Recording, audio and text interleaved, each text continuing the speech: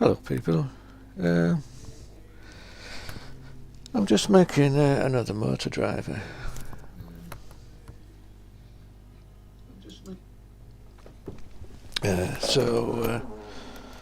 See how it goes. I'm not really into making live videos, but we'll see how it goes. In the past I made this motor driver. It uses an STM8 yeah, hang on, I'll bring it up anyway. Let's get the data.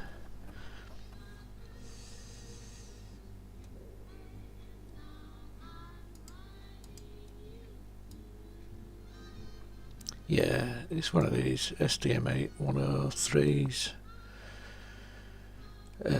And well, on this one, it's the F2. You can get them on what's called a blue pill.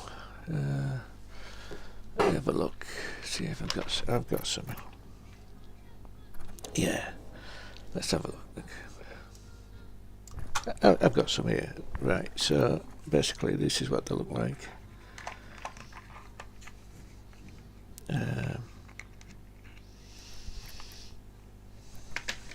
See if we can get that in shot. Let's get a light on it. There we go. And let's see if we can get it in focus. Yeah, this is the one it's this chip on this. You can buy it as a module, breakout board module like this. And that's what I'm doing at the moment down here. I've got one here which I'm using. The thing is, when you buy these off eBay, be careful, because there's two versions. I've written on back of mine. Can I get that into the light as well?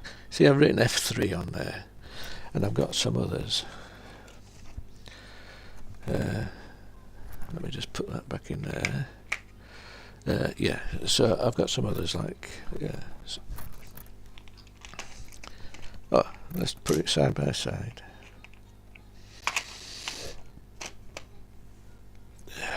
So I'll put them side by side. Put that one round this way. There we go. Both exactly the same. I've put headers on this one. Yeah. But basically they're both the same, you can see that. But the difference between this one I've written the F3 on, and this one I've written the F2 on. Yeah, like I say, you can't tell the difference without actually zooming in. In fact, what I'll do,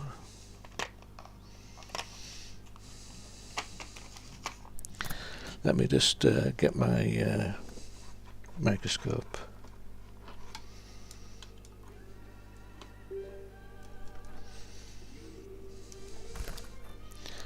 And I'll just start another instance. Have I got one? No, I haven't got it going yet. Yep, there's. Oh no, that's. Oh right, hang on. Let's just go to camera. There we go. If I. Oh, hang on. Let me just. Can't get that in shot.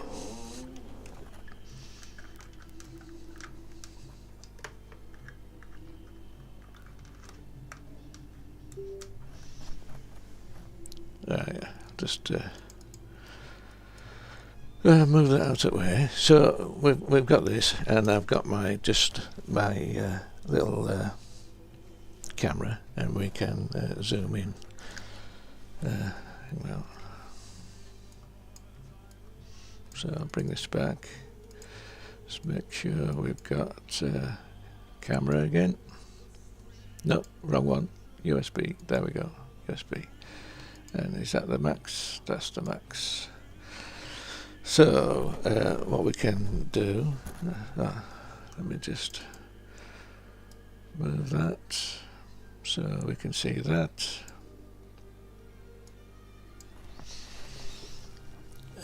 Oh well, you can't see both anyways.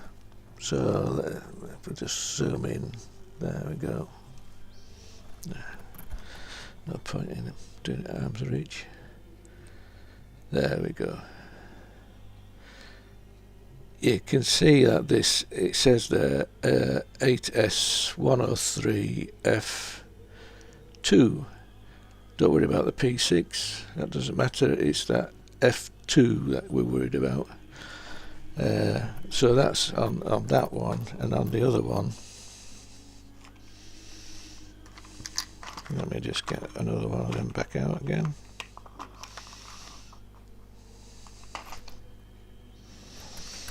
Yeah, it is one without the without the headers on. I've just marked it. You can see I've marked this one F3.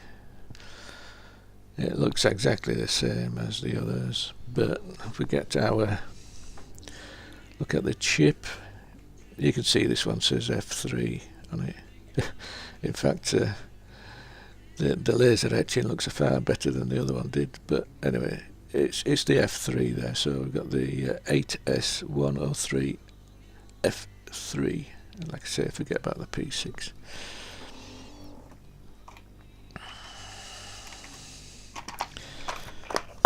That's just get rid of my camera, and we'll just zoom back in on there. I'm going to get comfortable. Yeah, so you can see that it's the F3 that matters and the F2.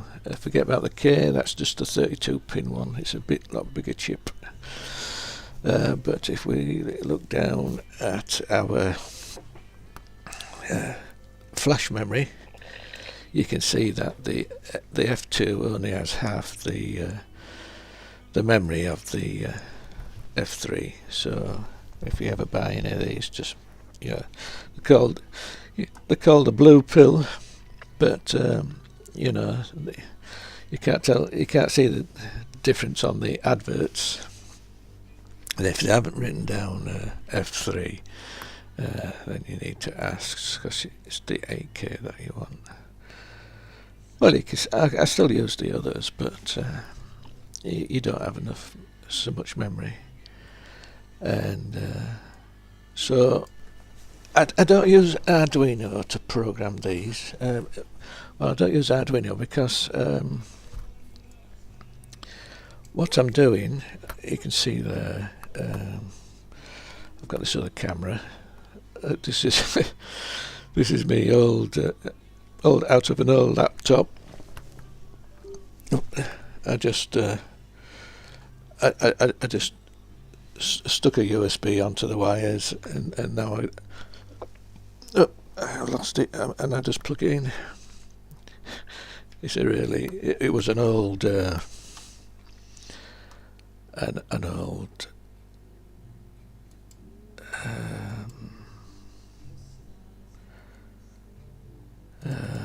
an old laptop, so the resolution is really rubbish. I think it's 640 by 480. So I've opened it up in another instance of my thing. There we go. So we can see there then on my breadboard I've got the blue pill. I've got it connected by, hang on, we better see. Let's put that down. I've got it connected by this cable. This cable goes to a well, I'll unplug it. It goes to my what's it called? Yeah, ST-Link version 2. This does swim, and it also does SWD as well. So I've got two cables coming out of this, one for the swim and one for the SWD, and I think, well, without picking it up again,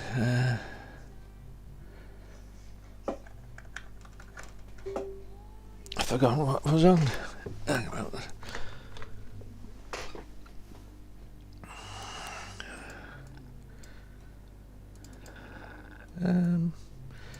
What does it use?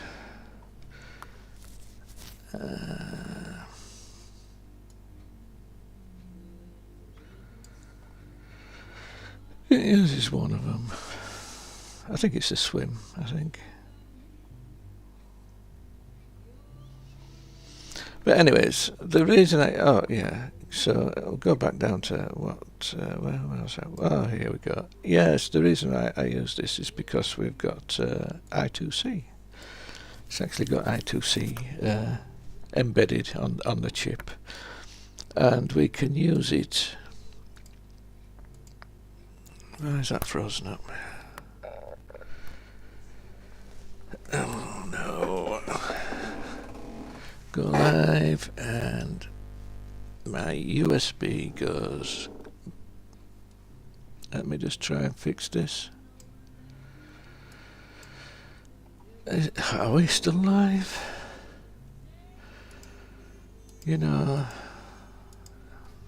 actually my whole computer's frozen. Oh, here we go. Oh, it's decided to wake up. Where is that?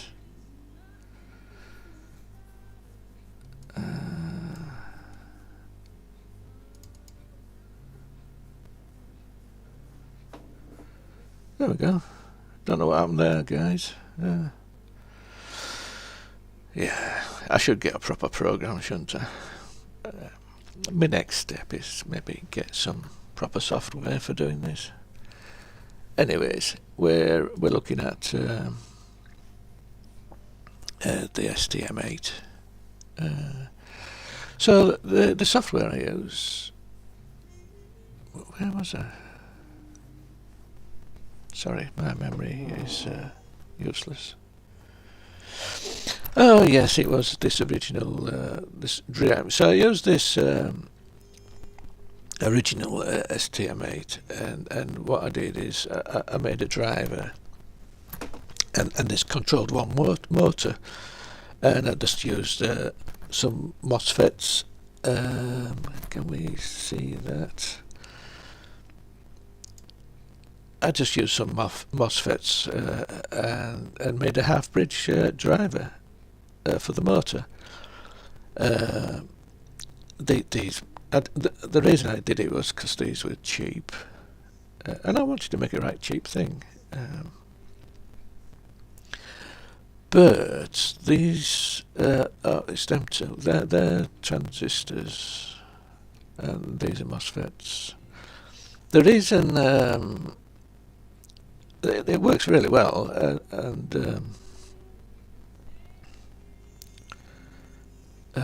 but these MOSFETs, if you get them too hot, you know, what I mean, when you're soldering them on, you get them too hot while you're actually soldering them onto the board.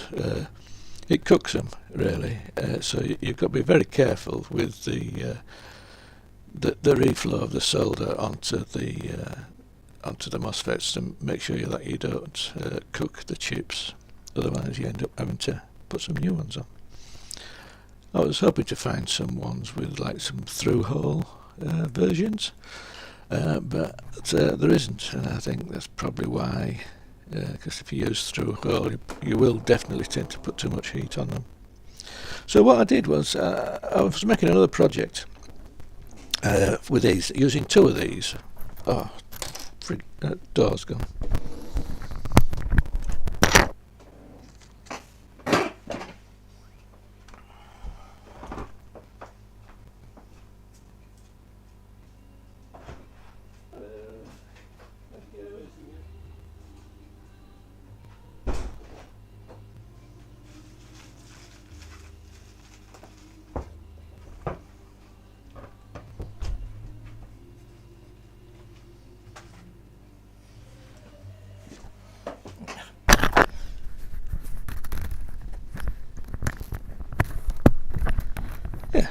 you decide to do a project when it's all quiet and it goes live, and then someone comes and knocks on your door. Anyways, yes, so I was doing a project with these. Let's put that in focus. Not worse than looking at an unfocused bit. Yes, that's easiest way to see it is in my sketch. This. I'm making a tract, a thing with tracks. It's got two motors, there and there, and this drive these two tracks. The track is a design I saw on Instructables. I've sort of modified it slightly and increased the size. It's actually quite big, but to do the two motors, I need two of those drivers. I don't know if we can see that. Well, I've got it here. Don't know if I can get it in picture. Well, let's see the picture. Yeah, it's quite big. It's a massive thing. There we go. There, and you can see the two drivers in there. And hang on, let me turn it around and get it in picture. And I've got it connected to. I've got it connected to this on here, which is one of those ESPs. I forgot what number it is, but it's an ESP anyway, and it's got the Wi-Fi, and it's got yeah, it's a big thing. But the thing is, because I'm using two of those drivers, one for each. For each motor, yeah, two of these for each motor. When you send a command for it to say go forward, let's bring a picture of it again.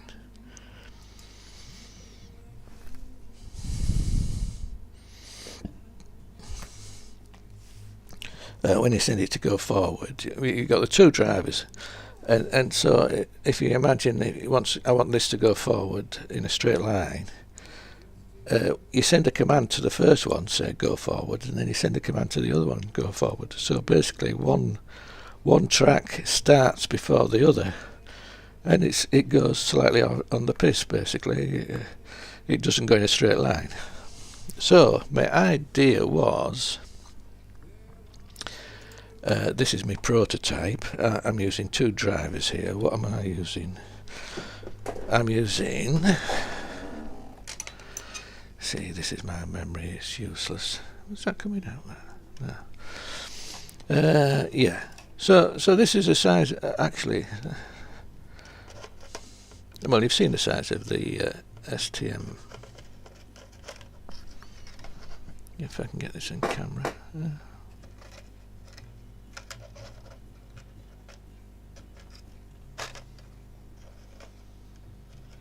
Yeah. So I've got the STM80 chip. I mean, can you? So we're working with that. Let's have a look. Get in focus. Yeah, that tiny chip, and it's got 20 pins on it. So, you know, I'm going to have fun soldering this. So let's just put that back. And I'm using the let's get that in focus again. There we go. I don't know if you can see that. There. I'm using the Drv8876. That's another small chip. Where's my tweezers? There we go. So I'm using two of these because these just drive one motor. Let's get that in me, and yeah, so you can see the size. So, like I say, these, hopefully later on, when I have a go at soldering these, let's see how well we do. Anyways, so I just wanted to show you the size, and this, let's get this in focus. we'll do more on this later. This is the board, so you can see that I've got a place here. Where are we? I've got a place here for the two drivers here. Then this is a socket for the two motors, and then this is the place for the STM8. Yeah. Put a nice logo on the back. So yeah, very nice PCB. I got these from PCB Way. I like to say thanks to PCB Way for making such nice things. And I've got me. Well, actually, I don't know if you see now. It's only $5 for 10. Yeah, that's 10, not 5. 10 is $5. And well, I'd like to say thanks to them because they sent me an extra one. I actually got 11, which is super cool. Thank you very much. Anyways, we'll come back to that. And so I'm done with that one, because so now we need to talk about first we need to do the prototyping. So what I did with the drivers first, I got some of these. These are nice little breakout boards, and one side it's got one size, and on the other side it's got another size. So these are bigger on that side, but they're 20 pin anyway. So I used two of these to just mount two.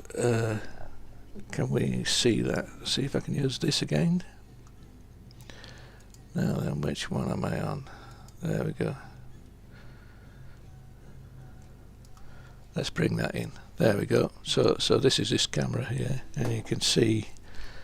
Let's try and zoom it up. There we go. Look, there you can see I've just put them on them breakout boards and stuck it in on my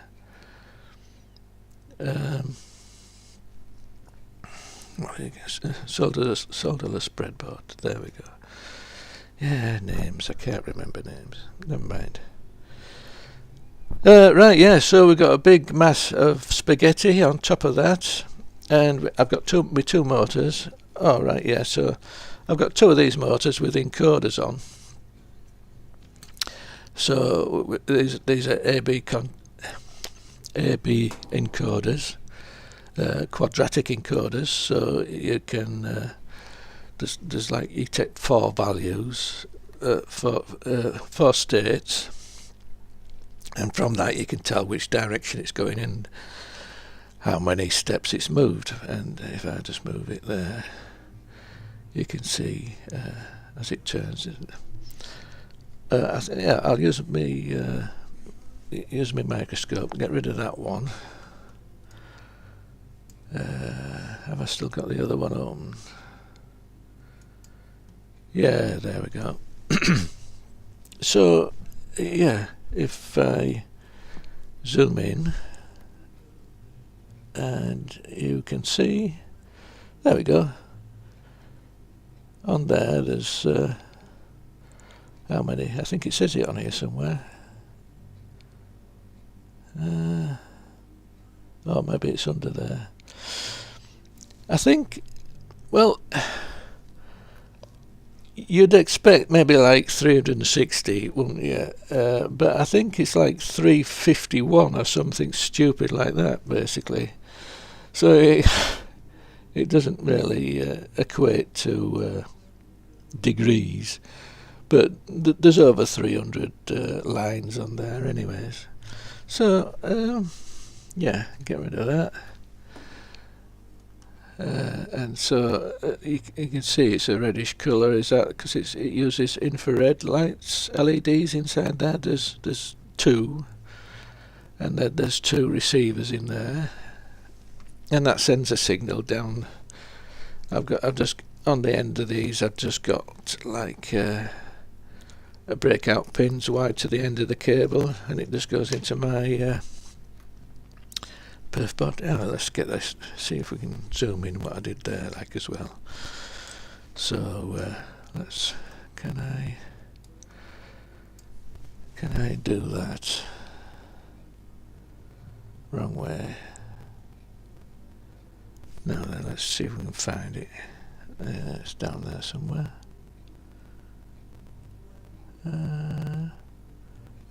Yep, there we go. So there. So basically, I've just got that soldered onto some header pins. You just cut it up at the end and solder each one on. It's quite easy, really. So yeah. So that's my setup with all the wires on. And so if we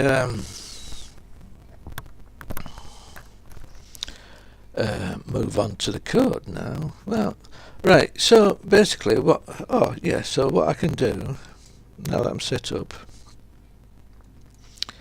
this is just my serial monitor, so I can connect. So down here, where are we? Yep, I don't know if you see. I've got my Arduino board down here. Can you see that fully? It's the one I've got there with the thing on. Let's get the other camera. Right, so let's get this one. Where are we? Yeah. There we go. I've got my Arduino down here. There's my Arduino. It's a little nano breakout board, and then I've got my where are we? There we go. I've got my I2C breaking out. If you've seen any of my other videos, you'll notice that this is the thing that I use for my Arduino, and I've just written text on here that I've got my, just so that I know I've got my motor drive loaded onto it, really, basically.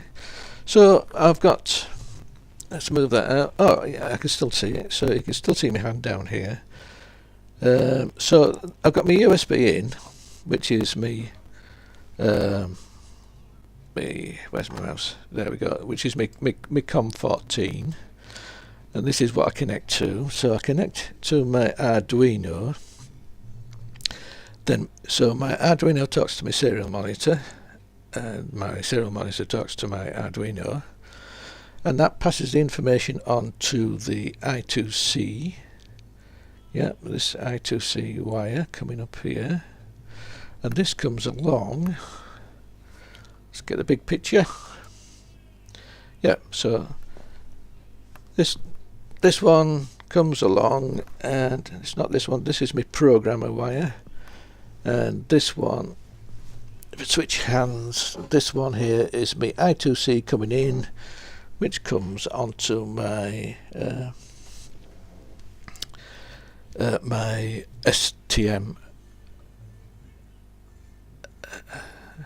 8S. Yeah, there we go. I'm going to call it a blue pill now. Okay. So I'm communicating to, using my serial monitor, I'm communicating to my Arduino. And that Arduino then communicates to the blue pill, and then the blue pill controls these two motor drivers, which then control these two motors. Basically all the Arduino does is send my commands on. Let's clear all that and let's connect. And if I just use X, I can get the information from the drivers, hopefully. There we go. So I can see their current position. If I get one of these motors, I don't know which is A and B, but we've got the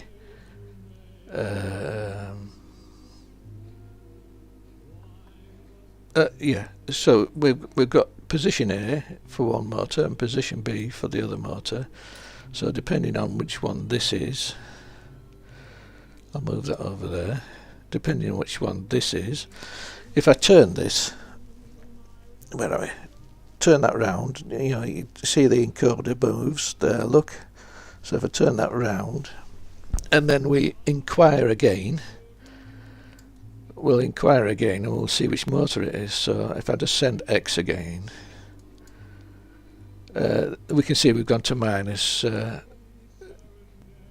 621. So let's just, which way, I forgot which way I turned it. Did I turn it that way? Let's go back that way. I'll do it a few times anyway. Look, I'll just wind it a few times and then we'll just check its position.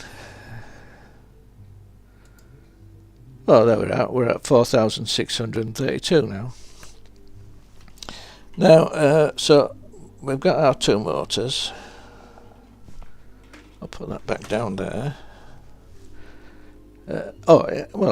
Just this one's on 1 at the moment. I'll just turn the other one a little bit, just so you can see that we are dealing with the other one. So so that must be A and that must be B. So let's have a look where it is now. Yeah, that's gone to 4. Now, excuse me. Sorry about that. Right, yeah. So we can send commands. We can send commands to the Arduino, which is only using I2C to control this lot, basically. So I'm controlling 2 motors from I2C, 2 wires. So if I send another command, what I can do is I can send this command. So I want to go to position 1000 at a speed of 500, which my speed is set is divisions of 1000. So anything between 0 and 1000 is speed corresponding to 1000. So if I did 100, that would be 10%, basically. Was it 10% or 1%? 1%. Anyways, between 1 and 1000 here. Anyway, so if I select that, let's send that. And if we watch the 2 motors, let's get that wire out that way. Well, it's actually over it, but you can see. Anyways, there we go. So if I send that, you can see both motors are turning at a speed of 500 to position 1000. So if we just do an X to query the, which is this one, to query the position, well, we've got 1000 at one and we've got 917 at the other. Let's just send that again just to see if it'll get a bit closer. The trouble I've had with this, hang on, where are we? With my first one, I was only controlling 1 motor, so I had a lot of code I could use, and I could put routines in there to slow it down before it got to the actual position, and so I could get it more accurate with the other one. But because I'm controlling 2 motors now, and I've got to keep track of 2 motors, I'm finding it. I'm running out of code. You'll see in a moment. Further on, actually. Yes. So if I send that again and then send an X, well, 976. I mean, we're talking divisions of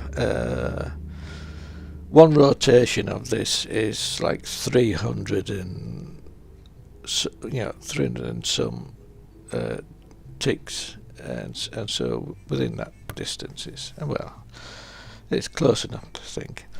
And this is a worm drive, and it's going on to go onto a gear, so that's going to get reduced even more.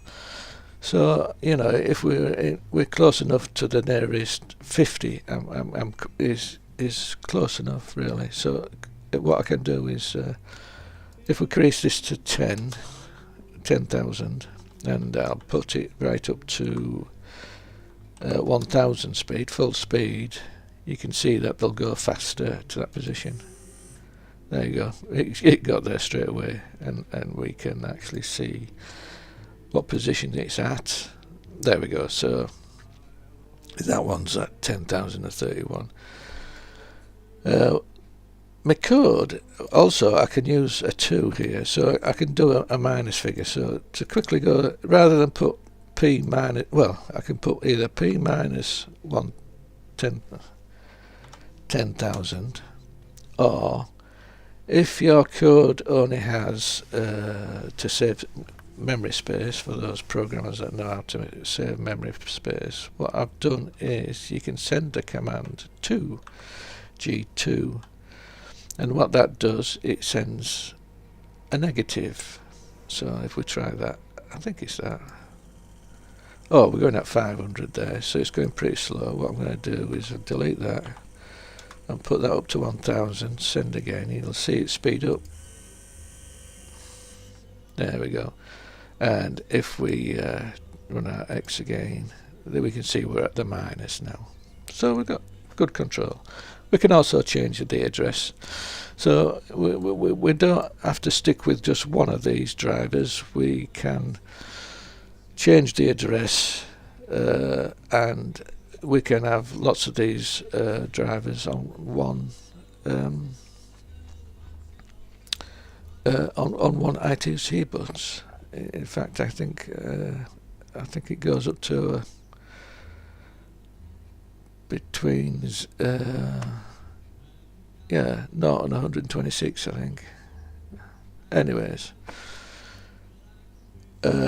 we can have a station as well, so we can actually add a switch to it. I haven't got it on this demo, but if we put a switch, when these motors are actually moving something, as soon as it hits the switch, it will set its position at that known position. So to code this, what I'm using is no,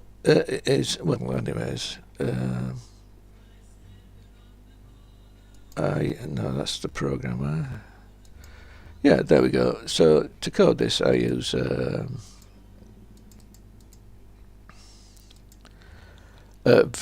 ST Visual Develop. The studio, you can write all your own code in there, basically, and then compile it. But like what I do with Arduino, I prefer to edit. Now, it's quite an old thing. You can see this. It's more like a Windows 95 theme, looking at it. So that's how old it is, I think, really. It's round about the year 95 era. I tend to use... no, that's me Uno code. Yeah, there's me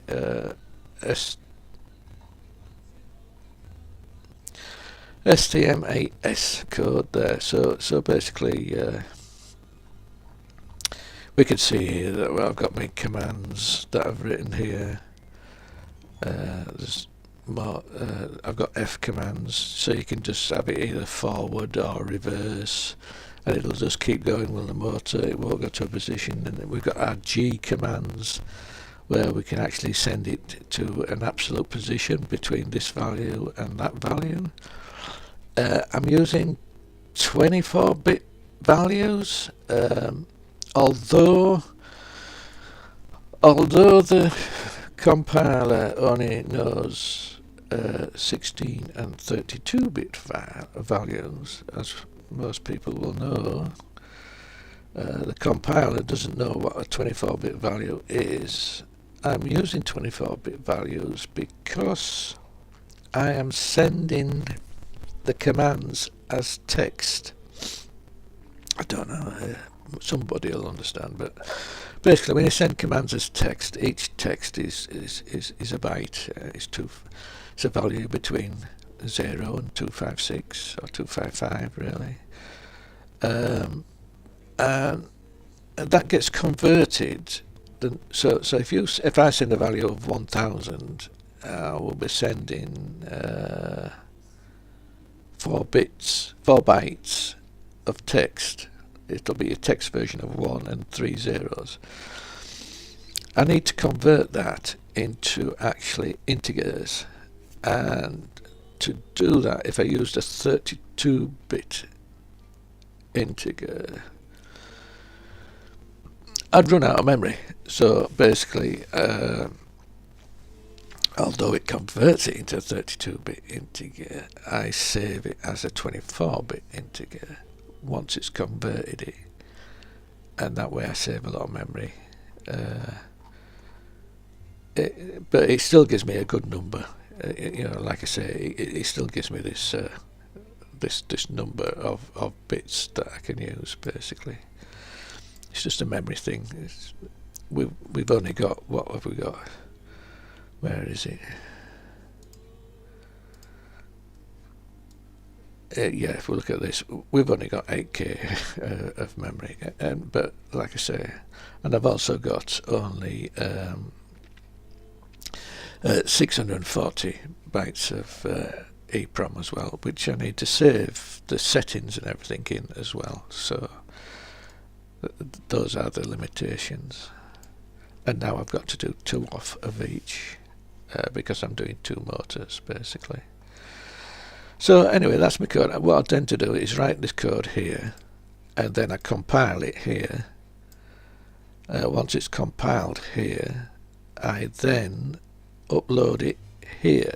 Now the reason I can upload it using this, we've got the programmer here to program it, but the reason I use this programmer is I can actually see how much memory I've got left. So I can see here that all these zeros is what I've got left in the chip. So if we look, so this is the whole chip there, and this goes all the way, and I can see how much more I can add to the code here. And then we've also got our data memory. Well, let's just read that. Read current. There, yeah. You'll find that I just put that into the chip, and then. But these are just it's only this row that's actually settings. So yes, so that's how I do the coding for this. The Arduino, I do the same again. So we've got our where are we? I've got my motor driver. Now Arduino has a nice little setting in the files. If we go to preferences, we've got this one here. Look, this use external editor. We switch that on, and it gives you where you can't edit any of this. You can copy it, but you can't edit it. But what I do is I use where are we? Oh, here we go. There we go. So I use Visual Studio again there for actually editing that. Now Arduino uses Arduino code. Now then, for those that don't know, obviously those that do know it, but the C, and you've got a C compiler, so if you've got a C compiler it will compile C, and then you've got C++, and if the compiler understands C++, it will compile C++. And then you've got Arduino. Arduino is C++ plus a little extra. There's some extra routines and methods and definitions used to make life easy with Arduino. And to that extent I have this header file which is not needed for Arduino but it's needed for my Microsoft Visual Studio. Microsoft Visual Studio doesn't know Arduino. It knows C and C++, but it doesn't know Arduino. So if we look down here, where are we? Yeah. Well, we've got our serial, and we've got our delay, we've got our byte. What else have we got? I thought we had more than that. Well, let's have a look at setup. Yeah, we've got some in there and all. You see all these red lines. And we've got mills as well. If I bring that so that Visual Studio can see it, save, I think you can see now that it knows what a byte is now, and it also knows what serial is. and all the Arduino stuff. This is just so I can tell Visual Studio though what Arduino is. It's something I've written myself, but I don't need it to compile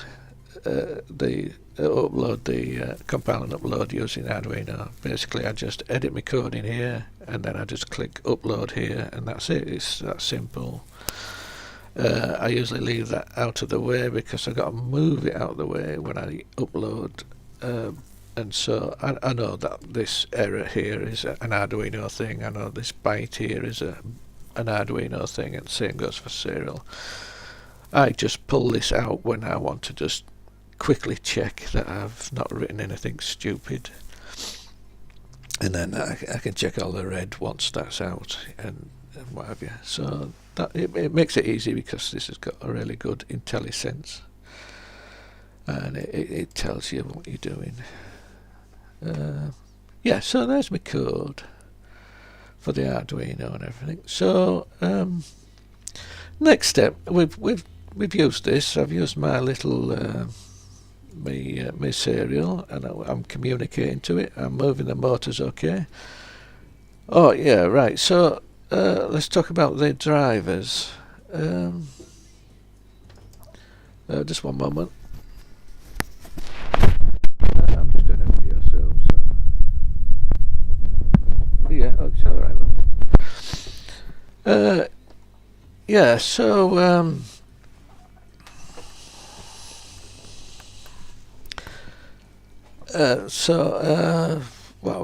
the drivers. Yeah, so we've got. I'm using 2 motor drivers this time, and if we look at one of these drivers, let's have a look. This driver that I'm using.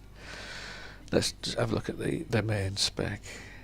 I picked this one because we can do 4.5 to 35 volts. So we can run motors that'll take this voltage, and it will do a peak of 3.5 amps. Well, I don't think I'm going to go above 1 amp really, but it'll do that. And it supports our input logic. Yes, that's so. The STM8 is 3.3 volts, so this is quite fine. We're not on the Arduino logic. We're on the STM8 logic, which is 3.3 volts. This is all 3.3 system. Although, shall I just say, let's just go back to the STM8 because some people might not be aware. Let's find a data sheet again. Yes, so we've got the STM8. This little chip down here.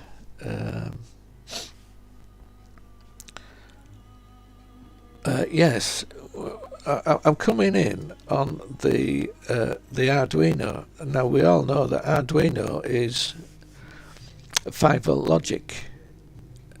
Well, everybody that uses Arduino Nano knows it's 5-volt logic. And I am coming with my. Oh, by the way, on this on my standard. I don't know if you can see that. Let's have a look. Right. Do we use this one? Where's my cameras? Yeah, let's try this one.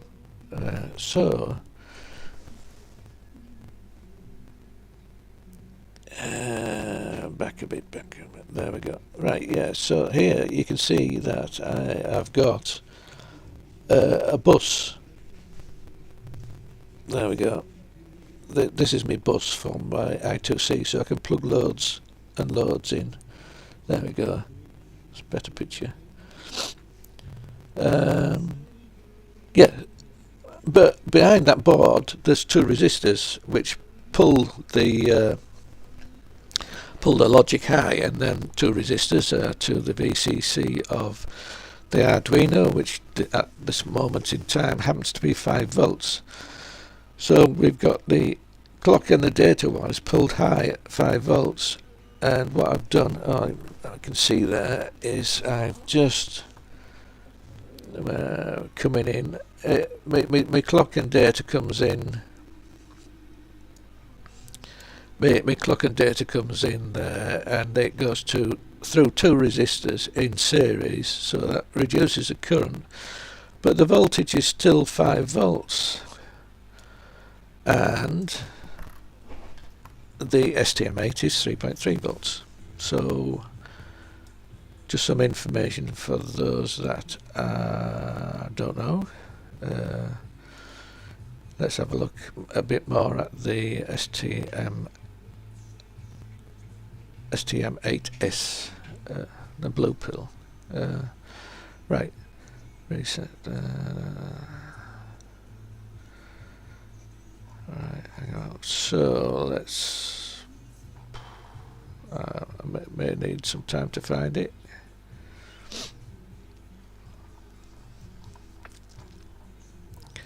Anyway, it's prominent top. Oh no, that's that. I've gone past there. Let's keep going then. There must be absolute value somewhere.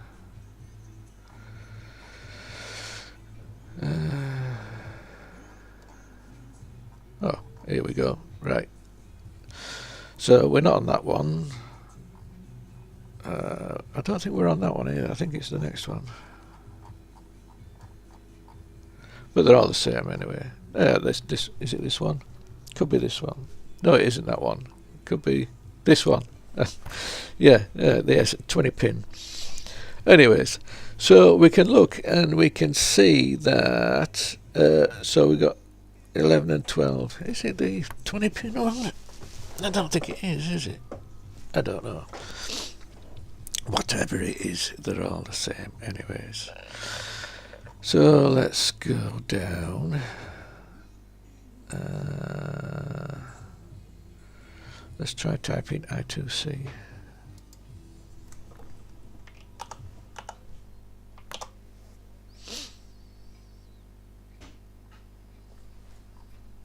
We're in the too far.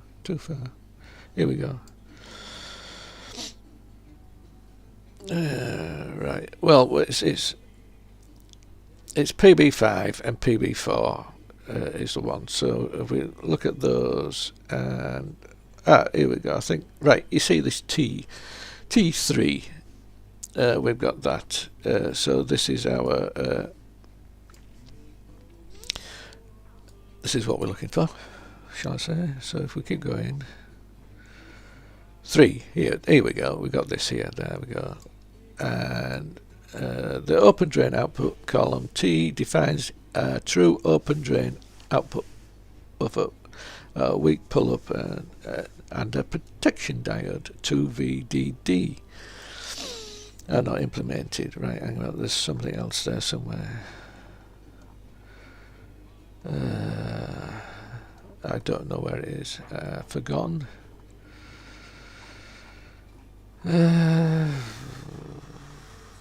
Let's try.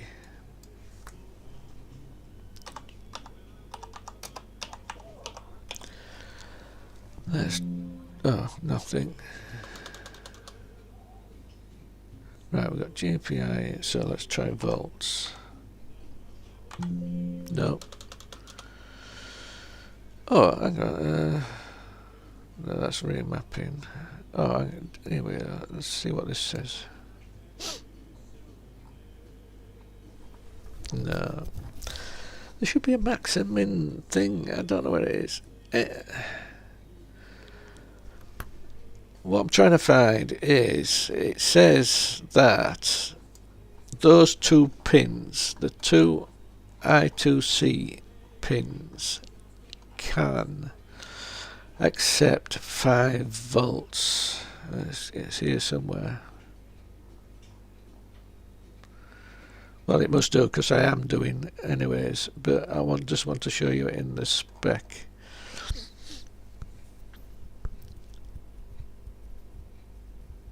It's not that one. Oh, what's this?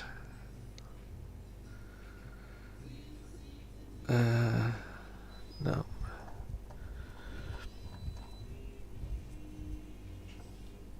It isn't there.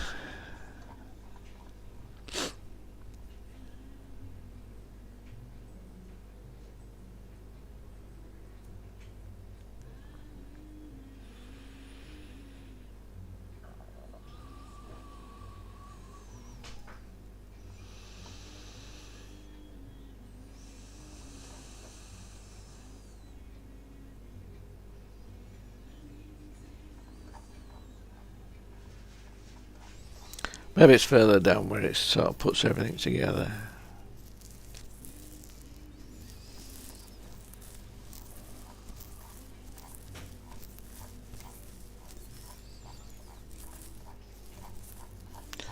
Let's just keep scrolling.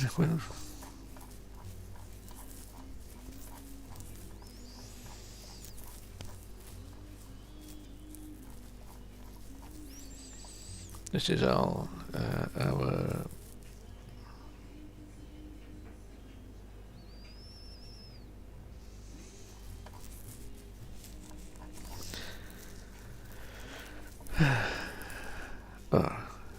oh, here we go.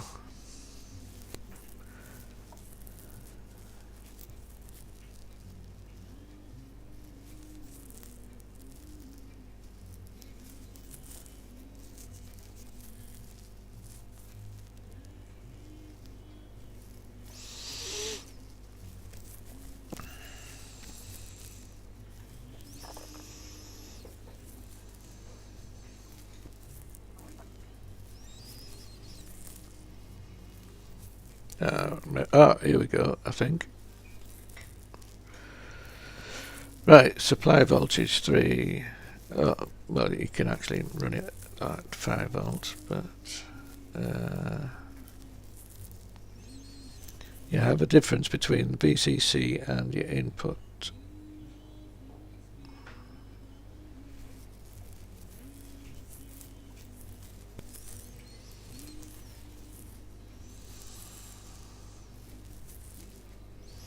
You know, I thought I was going to go straight to it, but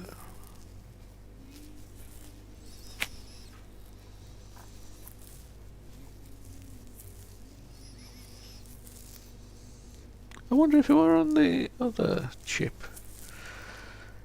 Anybody that knows me, that knows my memory, is totally useless. It must have been another one.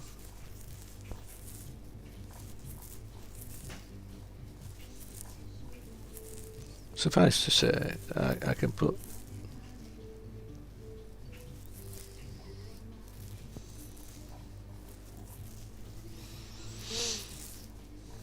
I might have missed it, might have gone past it.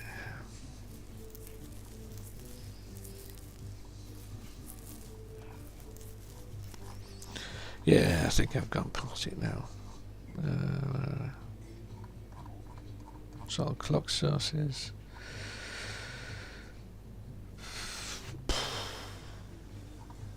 Oh, I shouldn't bother coming here. Sure, anybody watching is getting bored titless now.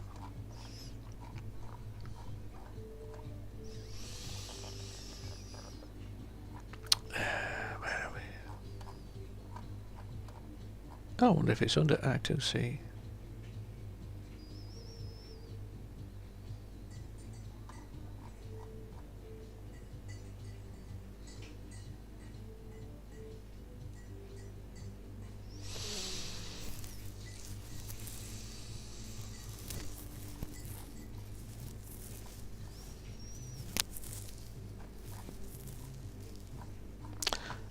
Forget it, guys, forget it. One day it'll come up and I should have maybe marked it or something, but suffice to say that it can take the 5 volts, although I'm running this off 3.3 volts. It can take the 5 volt logic on them 2 pins only. It can't take 5 volt logic on any of the other pins, only those 2 that have been assigned to I2C. So I can control this. Well, I am doing this is my Arduino Nano on 5 volts, and this is my STM8 on 3.3 volts, but the I2C took only those 2 pins. It says it somewhere in the spec that it's okay to pump in 12 volt logic. Sorry, 5 volt logic, not 12, 5 volt logic.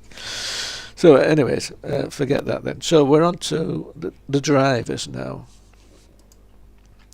Yes, so yes, right, let's get back to the drivers. So yes, so them voltages are all okay. We've got the logic 3.3 volts and what have you. So there is several modes that this can be run in.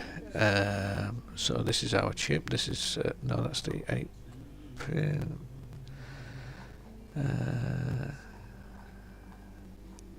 Oh yeah, it must be that one then.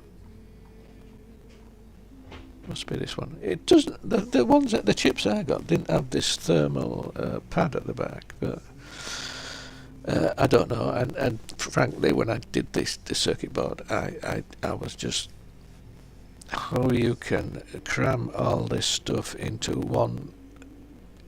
that tiny package. I mean, if you're running a 30 volt 1 amp motor, then you need a thick track coming to this. You know, how can you do it? But anyways, so these are all the pins. We know them, all the pins. And so what I'm going to do is go down to, well, that's the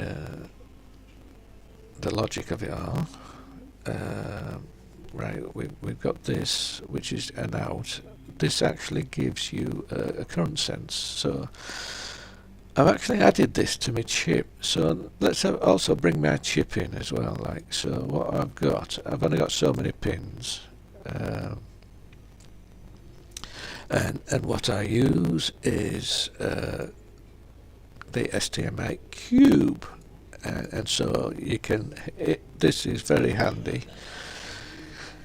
You can select what the pins you've got and what you want to do with them. Obviously, this one is the reset pin here. That's what that is, and that's what that is, and that's what that is, and that's what that is. So we can forget that. So we've got these 2 pins here, which I've said can accept 5 volts. None of the others can. You have to stick with 3.3 volts with the rest of them. This is the logic, 5 volt logic that can come in on these 2. So these are the only 2 pins because it's an inbuilt module of the chip is I2C, and I can turn this into a slave unit so I can talk to it and control it through the I2C, and it just comes in and does its thing. Now my 2 motors, as we've seen, where are we? Let's just open one of them up. There we go. We've got our quadratic encoder on the back. So for each motor, I need 2 pins for the quadratic encoders. So this is my quad for one motor A, and this is my quad for motor B. And I've also put an external interrupt on these 2 pins because I want to know as soon as that impulse comes in that it reads the state of these pins. So when these pins state change, I need to know about it. So we've got our ST and our quad now, and our swim. Yeah, that's what we're on. We're on swim. So that's how we program it. And I'll leave this pin. It's only 1 pin, 1 wire programming swim. Well, people, well, yes and no. You still need the reset, so 2 wires. But anyways, it's 1 wire programming swim, and which I use my ST programmer. Yeah, so leave that. But right, so that we've got our motor, 4 motor pins. There's 2 motors, and what I want to do is I want to be able to control the speed, so I'm using pulse width modulation, so I can do that on these 2 pins here, so I can do that on PD4 and PD3. And you can see that it's using timer 2. So if we look at timer 2, there's a thing there. See, it tells you all this. Because you can only use timers on certain pins, and you can only use certain pins for doing certain things, so you allocate them. But if you've allocated one thing to one pin, you can't allocate it to another pin, so this helps you find out what you can and can't do. So you can see there that I've got channel 1 and channel 2, and I've used them all up. There's no channel 3, so that's what that information is there. I can't use a 3rd channel. It's disabled, so that helps. And timer 1, they're all disabled. I can't use them, and I can't use any of them, and I can't use SPI because I'm using the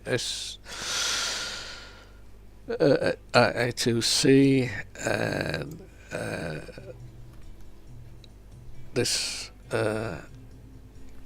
I'm not using an external clock, and I am using I2C, and that's okay, that's fine. And I'm using 2 analog to digital inputs. Now, as I looked at this, you see we've got this I-proppy, which is a current sense, and it's an output which goes to ground, which is pulled to ground, and then as the current draw from the motors, it senses the current draw from the motors, it gives an output value. So I thought that would be quite neat to know that. You know, if one of the motors were under stress, you can tell when it's sort of locked up under load or stalled. You could detect that. So what I've done is I've put that onto these two pins here. So we've got current sense for motor A and current sense for motor B. And like I say, we've got the pulse width modulation for motor 1 and motor 2, A and B, which that obviously controls the speed. So as we reduce the pulse width modulation, the speed will reduce as well. And then also we need 2 pins for forward and reverse. So I've got 2 pins for forward and reverse. That left me with 1 pin, and I've used it to reset the I2C. Like I say, these are going to be programmable with a unique I2C address, but if you've used one, if you've made a few of these and you've put them in the drawer for a few months or so, and you come to use one and you're not sure what address you give it, you didn't mark it, you can reset it to the default address. Excuse me, sorry about that. So a lot of these I've got and the fault as well. I'll talk about that. There is a fault pin. Normally this would go to your microcontroller, this fault. If there's a fault on the driver, it would what we got, it would pull it low, and because it's normally high, it would pull this pin low, and your microcontroller could detect if there's a fault. But I've run out of pins, so we've done all the pins we've got. That's because I've had to double everything up basically. So I'm still using this little microcontroller. I've bought a load of them. And so we've got the fault. That one's just ground. This is just the output for the motors. So you can see that there's 2 half bridge.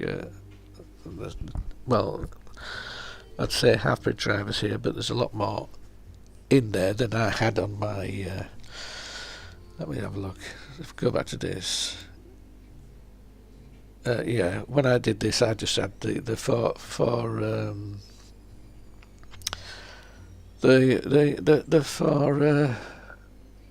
MOSFETs on there, and if we look at oh, I've lost that now. Yeah, if we look at this, you can see that there's the 4 MOSFETs, but there's a lot more. There's a driver. There's a driver behind it, and I didn't have a driver, so I tended to burn my MOSFETs out on my first thing. It worked if everything went fine. My little motor driver works fine as long as there's no sort of like, there were no overcurrent protection or anything like that, so I could easily fry a chip. So this is why I've moved on to this driver, basically, because it's got all the protection in there. It's got a driver, and it's got the overcurrent protection. It's got the current sense and what have you. So this current sense goes in here, and it depending on what voltage you put in here depends on when it shuts it down. So you've got like an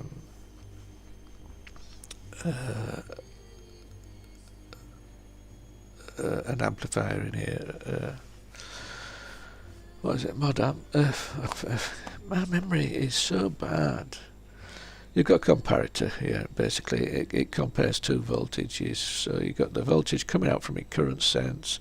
If this gets bigger than this one here, then or less than, shall I say, maybe it shuts it all down. So you've got some protection in here. So basically, that's why I'm using this driver.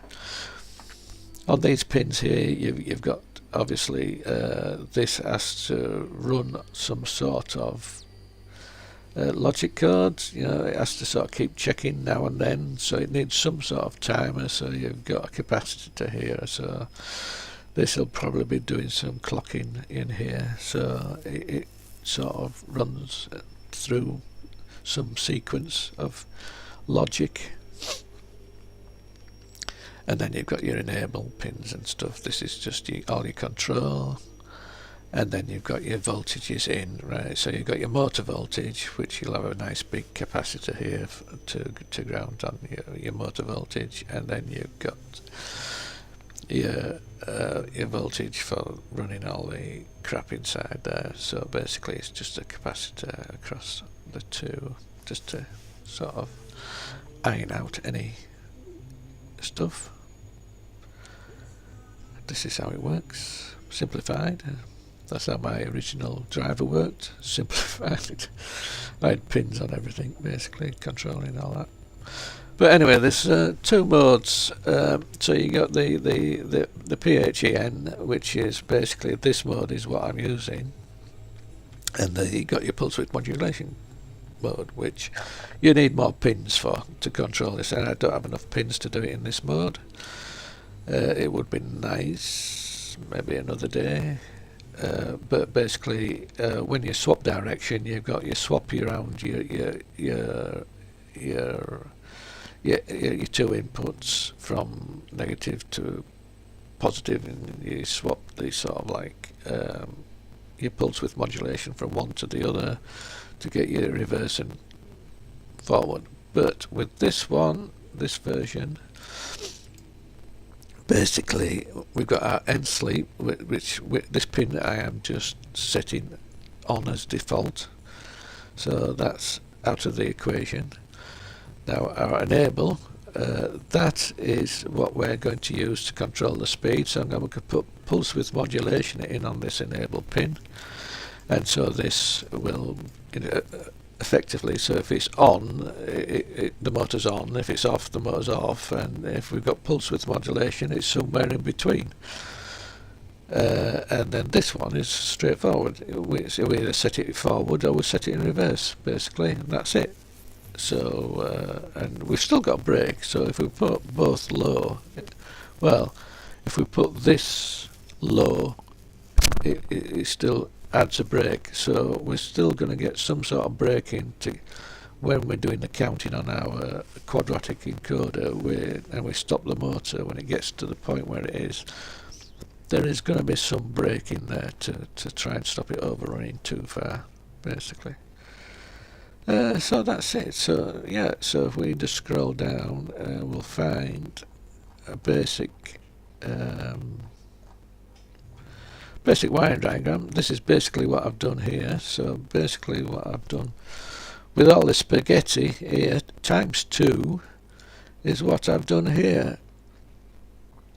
Now this VCC here, this voltage reference, that is for setting the current limit on this chip, you know, the current going to your motor. Well, what I've done is I'm going to miss one of these resistors out, which will effectively make it go to the max current limit that the chip will allow. But if you need to do some current limiting, I've added a space on my board. Let's get my board here. There is a place on the board. On this board, there is a place for the resistor and current limiting, which I'm not going to add until I actually need it. But what you've got to remember when you're designing a PCB, put every option you can think of on the PCB. It's not going to change the price of the PCB or anything. If you've got space for it, put it on there. And if you're not going to use it, it doesn't matter. You just leave it blank. You just don't populate it with components if you don't need them for that project you're doing. Just try and shove as much option you can onto a board. So yeah, that's what I tend to do. So I've put an option for that, and like I say, I've used this pin for my current sense, so that we can actually get a value from the microcontroller. The default one. Now I have not used this one. So what I've done with this one. Now the end fault pin. Well, I'm not going to go searching for it because I couldn't find that other one anyway. But basically, what it is, this end fault can only take 20 milliamps. So what I did was, instead of bringing it to my microcontroller, I've put a little MOSFET, a little transistor on the end of this, which lights a LED up. Now the LED is at least 20 milliamps, so I couldn't put the LED on there directly. What I've done is, when this drops to 0, it lights an LED up through a transistor. So that's a little bit of extra components I've had to add to the driver board. This sleep, this one here, I'm not using this one either. So basically, this one just goes, whichever one turns it on, basically. I don't know whether it's high or low. We'll see that when we look at the circuit. And then they've got these two. These two are the ones that work in conjunction with the other. We've got the pulse width modulation, which goes to the enable. And then I've got the on or off, which goes to this pH, which puts it forward and reverse. We're in this pH mode, which is what we said here. Where are we? Back up, miles away. Yeah, there we go. So we're in this mode,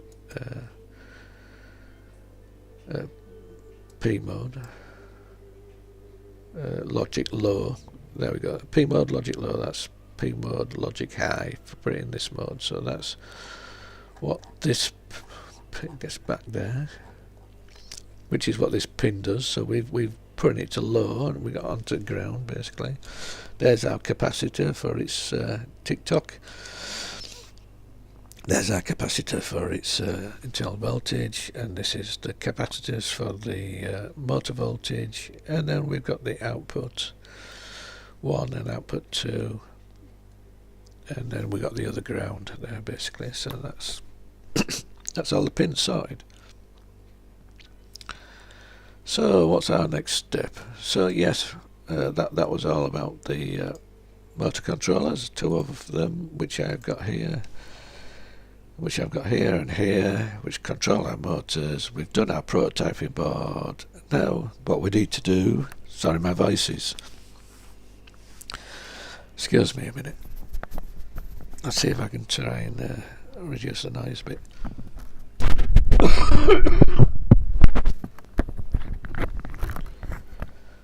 Excuse me if that was too loud.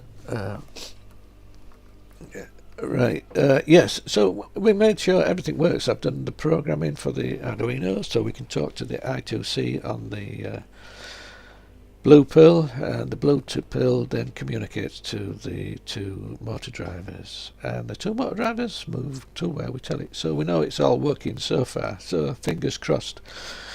Our next step is to do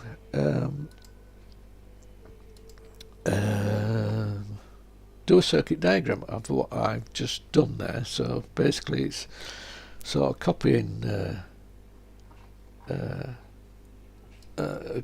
this circuit twice to the motor to the and plus my additions. So if we look at the schematic, I use KiCad, by the way, which some people may recognise, and I've labelled some things to make it easier.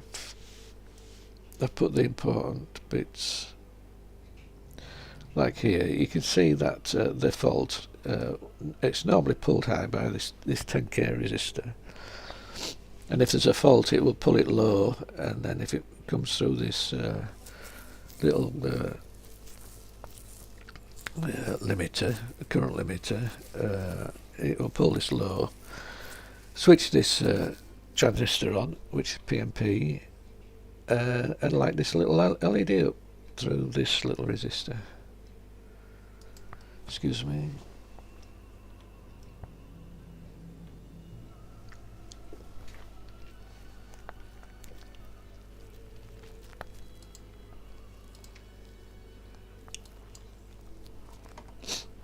Yeah, pull that up through that little resistor.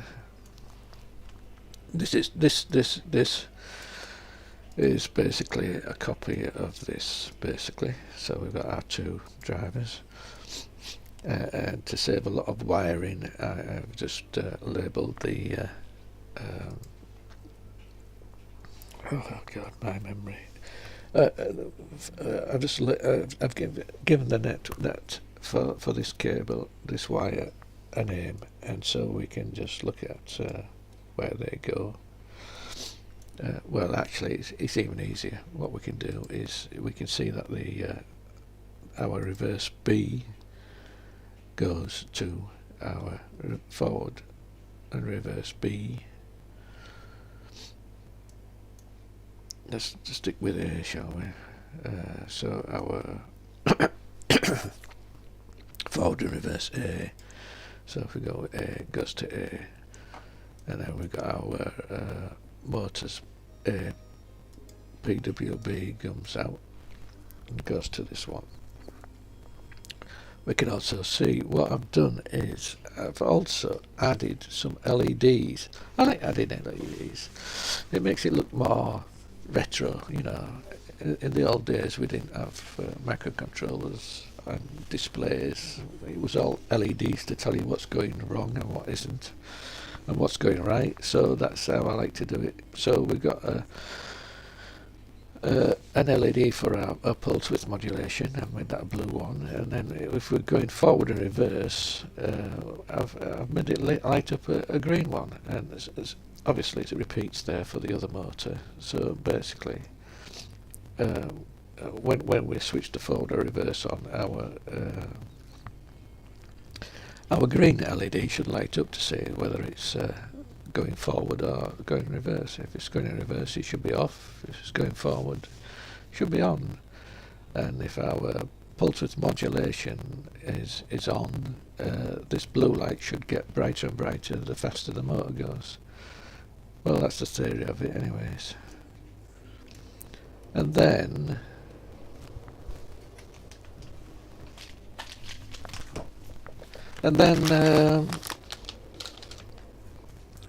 What else have we got? So that swim, that just goes to a pad on the thing, so we can program it. And same with the reset. The reset is just pulled high, and then unless we put our reset and pull it low. What are these? Oh, this is our SCL and our SDA. This is our input. I've just put some resistors here to reduce the current. And these are normally pulled high. Now, I made a mistake with my board. I didn't put these. Well, let's cancel that. I didn't put these two pads on the circuit. I've added these later after I had the PCBs made. But what I will do is I won't put these resistors on.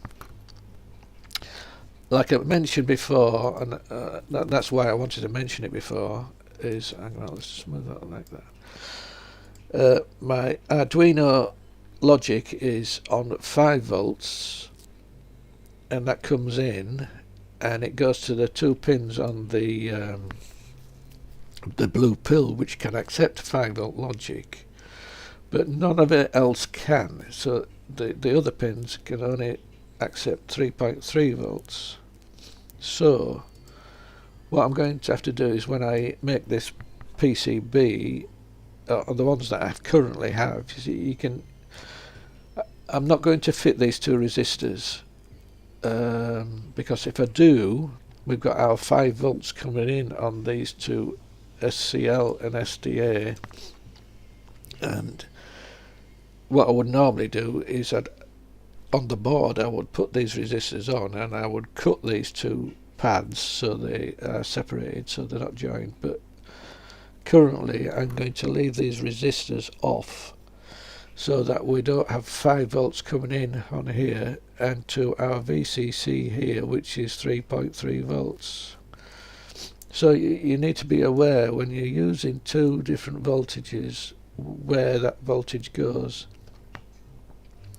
And if I'm using an Arduino, these 2 here are going to be 5 volt logic, and so we can't have it connected to the VCC here. And the usual scenario is anyway that the pull-up resistors are going to be elsewhere anyways, so that they're normally on, well, they are in this fact on my Arduino. They're on my little Arduino here on this bus, I2C bus. I've got 2 resistors pulling them up to 5 volts. So basically, where are we again? So basically, we cannot have these in there. So that is something to be aware of. Where your voltage goes. It's why most people say don't use 5 volts on these little the blue pill. But that's the only place you've got to watch that it doesn't go is through the. I don't know if the blue pill has pull-up resistors on it. If it, well, it can't have because no, it doesn't have pull-up resistors on it. So that's why I can communicate with the 5 volts from the Arduino. I'm rambling again there, so but it was something to point out.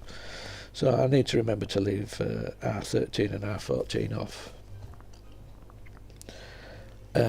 Yes. What's this one for? Oh, yeah. This is the reset. So that's normally pulled up to VCC. And then I've got some pads here for connecting probes and stuff. And I think that, oh yeah, so down here, so on my SDA, not the clock, I mean that'll be on all the time anyways, but SDA, what I've done is I've put another LED as well, so this will flash when there's any communication on the I2C, so we can check that it's communicating. This one's just from VCC to ground, so this tells us that we have VCC power, which is the 3.3 volts. this is my station switch, so this is all pulled to VCC as well, so when the switch is connected to A or B and is pulled to ground, we get a signal back to our station A or B, which is on our microcontroller. These are on our microcontroller, so they get a signal to station A or B. So that's them two. Oh, we've done the motors. There's the quad inputs, A and B, and then also I've put another LED. Yeah, you know, see, I like LEDs. Such cool things. This one is on our motor power, so we can see that we have actually got power to the motors, or power to the drivers for the motors, shall I say. And what I've done is, because I've designed it for with these drivers that will take up to 30 volts, was it? 30 volts or whatever, and sort of like 3-point-odd peak current.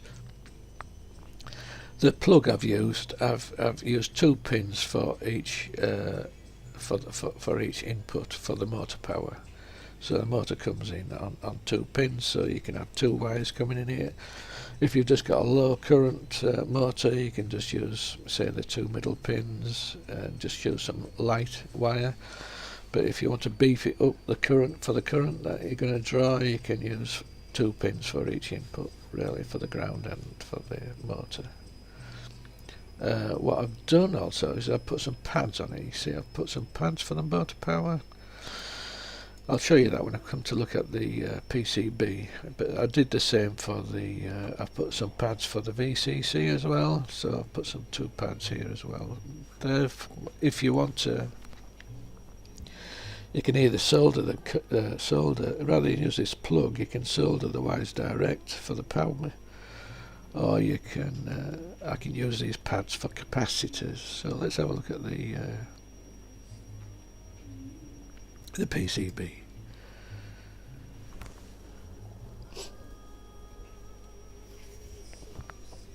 And here it is. Let's just make that totally bigger. Right, so the PCB,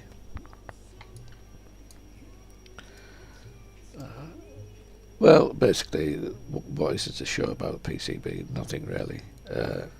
Let me just let's just view a 3D view of it. Here we go. There we go. So, well, I got them. Maybe I didn't put them on there. I got them turned off or what?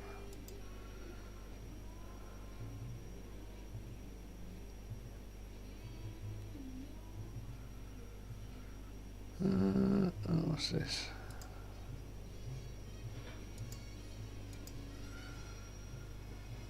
I don't know why I can't see the sockets on there.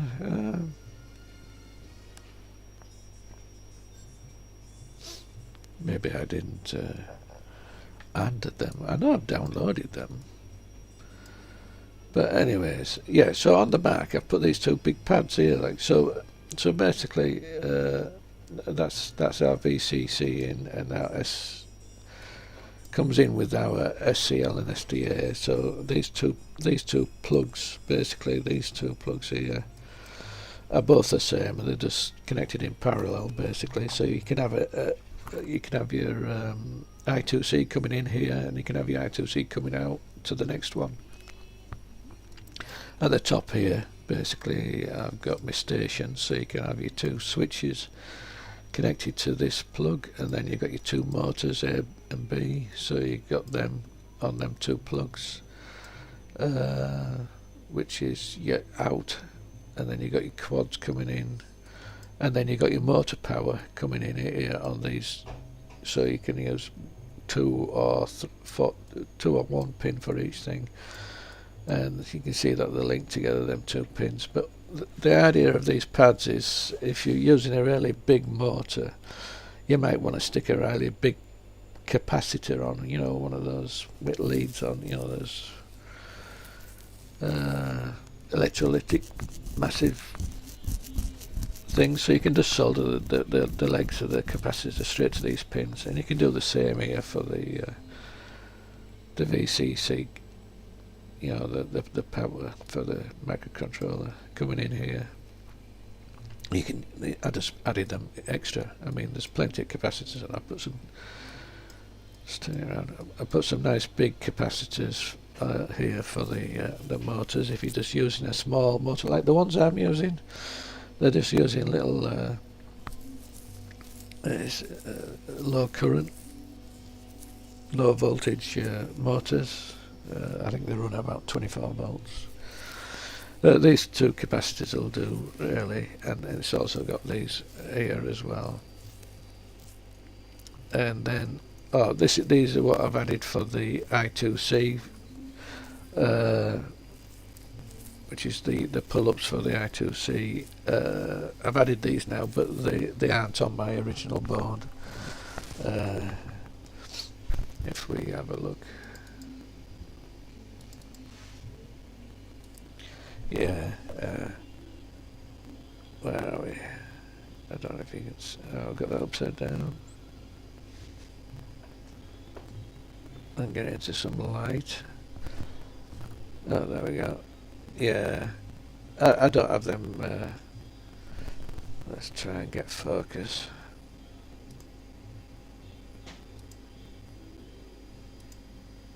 No, there we go. Yeah, so I've added two jumpers in amongst this lot here, so that the what did I say, 13 and 14 can be isolated from the VCC. But for now, I just need to forget to. I just need to make sure I don't put these two resistors in, basically. Yeah, so what we're going to do now, right, so that's basically, I've come to this stage. Let's get rid of that, and what I'm going to do, oh yes, oh right, yeah, nearly forgot. Right, so yeah, I use KiCad. I don't need that 3D view. I wish I'd put those. I don't know if anybody wants any demonstration with KiCad, but yeah. Let's just have a look at this. Right, edit footprint library.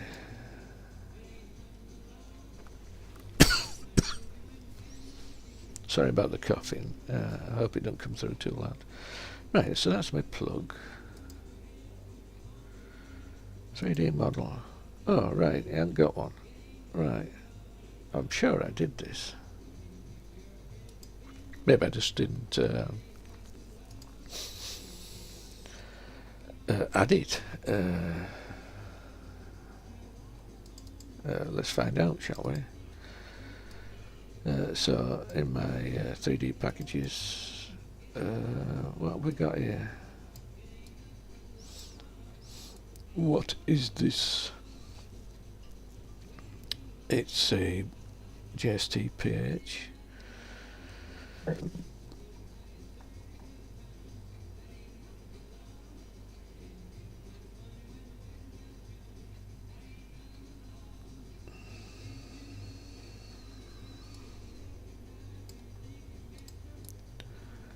wonder if it's one of these. I'm sure I added it to my list. Let's have a look. So we can bin that one because it's not there. Let's open one. We haven't got it in our models, so that's in there. In my circuits. Where are my circuits? Where's my libraries? Libraries, in my libraries, and my packages.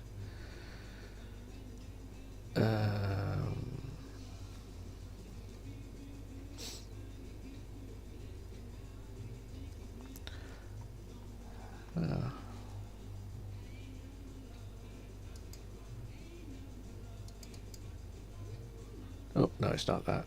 Bin that. Oh, it's decided to show itself now. Yeah, there we go. Right, so we've got headers. Right, they're just normal headers.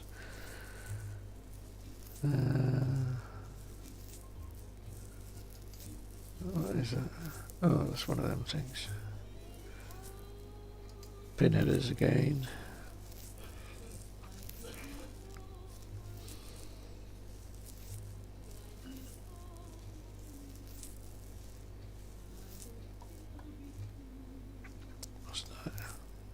Oh, right, yeah. What am I looking for?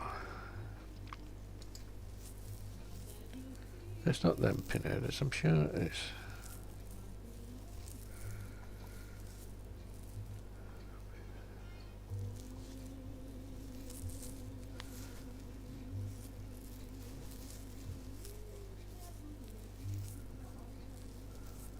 Maybe I didn't. I'm sure I downloaded them.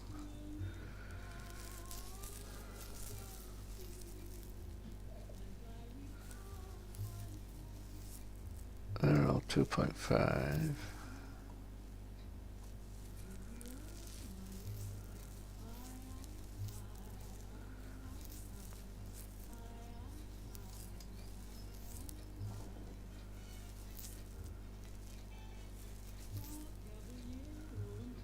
Oh, well, Jesus. Something else.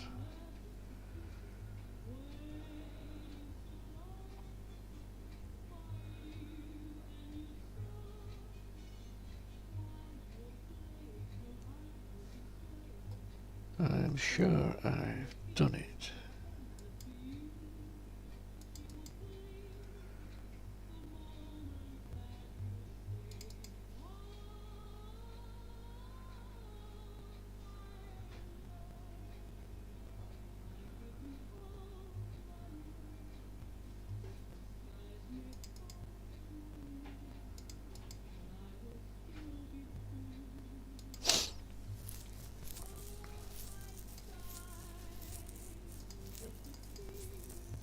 Two-mil pitch. No, hypo back. Ah, I must have dreamt it. Definitely must have dreamt it. Oh, man, yeah.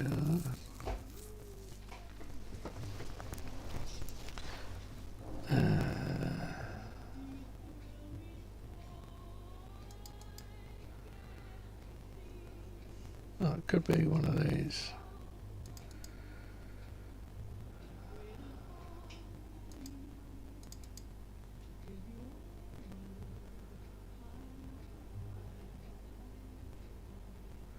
It's not one of them.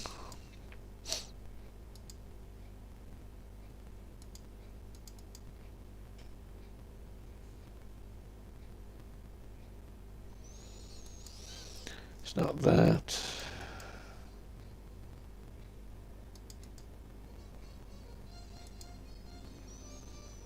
Oh, no, forget it. I'm sorry about that, guys. I'm sure I downloaded them somewhere because I went onto a site and I found them. But just, oh, I know.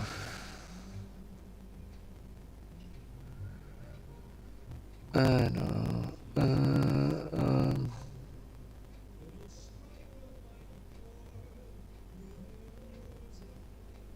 Was it this?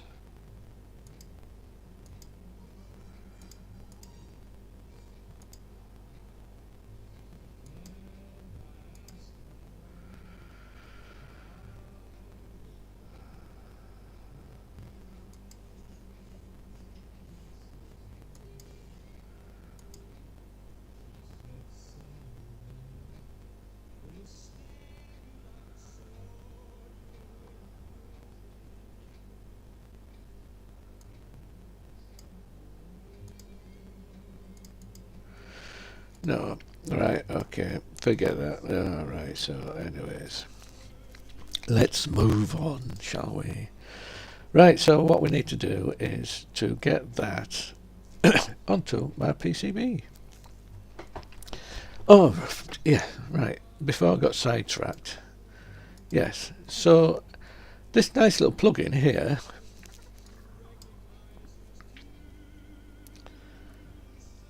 oh, I cancelled that. Right, so this nice little plug-in can generate a bill of materials, and the bill of materials looks like, if we go to here, and it generates a bill of materials, what I'll do is we'll open that up and we'll have a look, and I think it looks really cool. Basically, you can see that I've sourced everything here so far. So we've got our top view and we've got our bottom view, and then we've got everything listed here, and it shows you where all the pieces go, and it tells you when I've sourced them. So what I've done is, let's just clear things up a bit. So bring that up. So what I do is I use an old pill tray, like this, and you can see that there's all my stuff in here all linked out, and these are all listed here, these things, what I need. Basically, has that got a, I've got a base on it. Right, Jesus.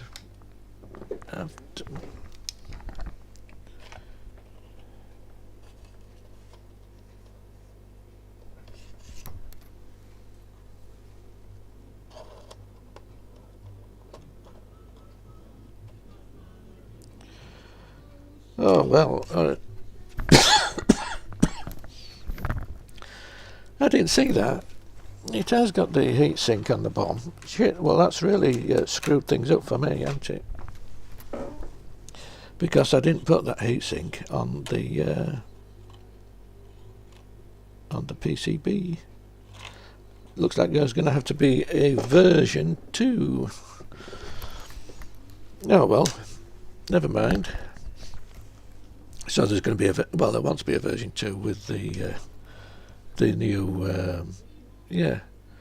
So they have heat sinks on the bottom which need a pad for those to go to and cool down. Oh well, never mind.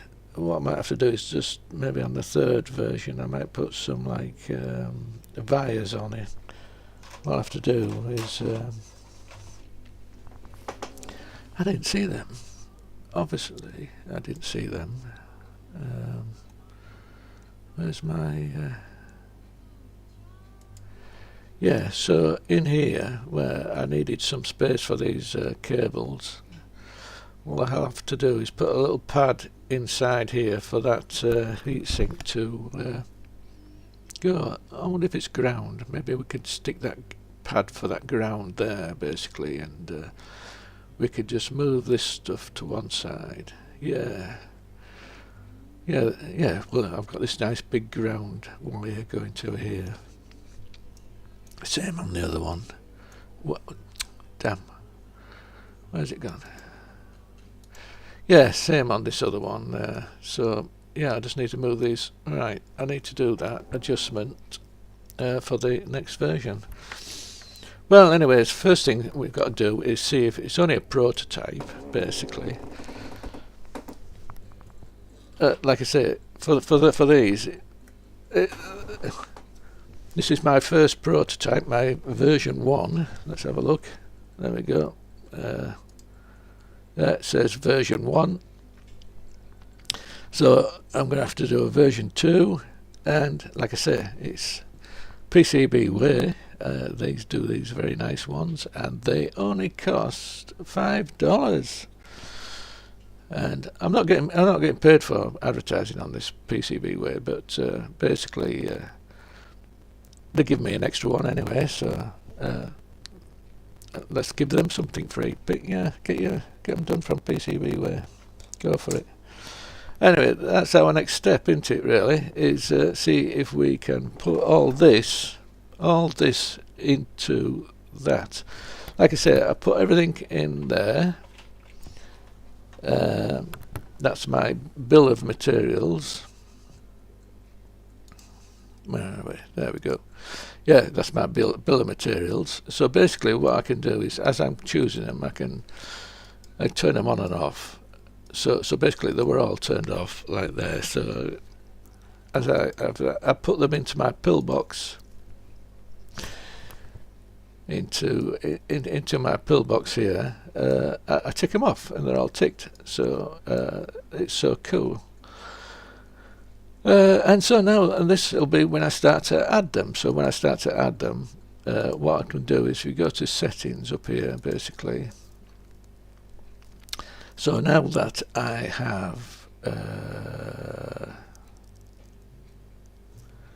mark when checked, so at the moment I was just filling my pillbox, and so I had this as source. So if you put none, you can see that none of them are marked. They're only highlighted when you click on this piece here. But what I can do now that my next step is for mark when I actually add them to the board. What we can do is we can tick this one. So let's see. Say I put these capacitors on and I tick them as placed. You'll see that they'll turn green, and then I can see what I need to do. The only thing that annoys me is when this, I wish this would turn red when you click on it rather than just put mouse under. I wish they'd do something like that. Anyway, so I'll turn that off. So yeah, now to get them on, what I didn't do when I ordered them from PCBWay was get a silk screen for the paste, for the solder paste. I recommend you do this, because if we, the size of this, well, I'm going to show you anyway. The size of the amount of solder you need to put these on is minute, and doing that by hand is ridiculously hard. So what I'm going to do is I am going to move this out the way for now, because we don't need it. I'm going to unplug it all, so let me just unplug all that.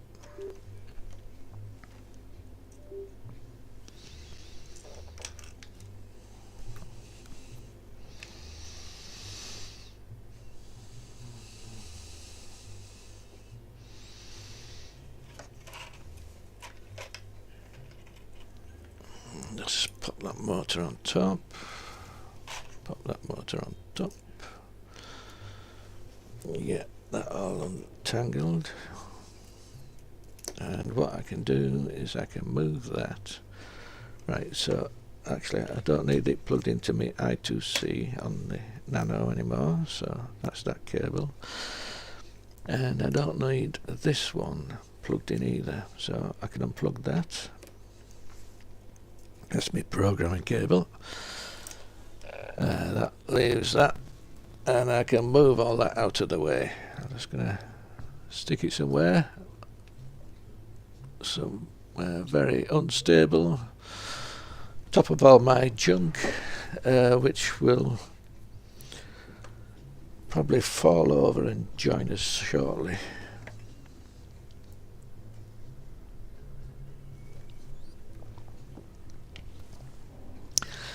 Right, yes. So I've got all my pills sorted out. Components, I mean. Yeah, so I've got all my components sorted out in my pill tray. The next thing to do, well, I've made this board basically. This is just a board. It has a top, the same thickness as my circuit boards. My PCBs, and it has an edge to line things up with, so I can just line things up with there. And then basically we have our silk screen that flips over on top, and we can add our paste. Luckily I've got a laser cutter. What I do is I cut these out of clear plastic, bit of clear plastic. For my laser to cut through this plastic, what I do is I get what is it? Yeah, just a whiteboard marker. Basically, it's just a whiteboard marker, and what I do is I just mark it like this. I just fill the whole thing with like that with the whiteboard marker, and then my laser cuts the holes through because it's got something dark to focus on, heat up, and it cuts through. And then once it's done, I just get a bit of tissue paper and just wipe the whiteboard marker off, because that's what it's supposed to do. It's supposed to be able to wipe it off whiteboards. You know, you're supposed to be able to write stuff on a whiteboard, and then you just wipe it off, basically. So yeah, that's what I use. I just use a whiteboard marker. This is what happens when you get the wrong marker. You get the you get the one which is a permanent marker, and it doesn't come off. So I've done this one. I did well when I created the G code for this one. I cut the outside first, so it fell out, and obviously the holes are in the wrong place. So then I redid it, still using the wrong marker. So anyway, I did it to continue. But using the permanent marker, it doesn't wipe off. So basically, if you put it over a thing, you find it harder to line up, really. So bin them two. And then I use my clear one. Using my clear one, let's just zoom in on this.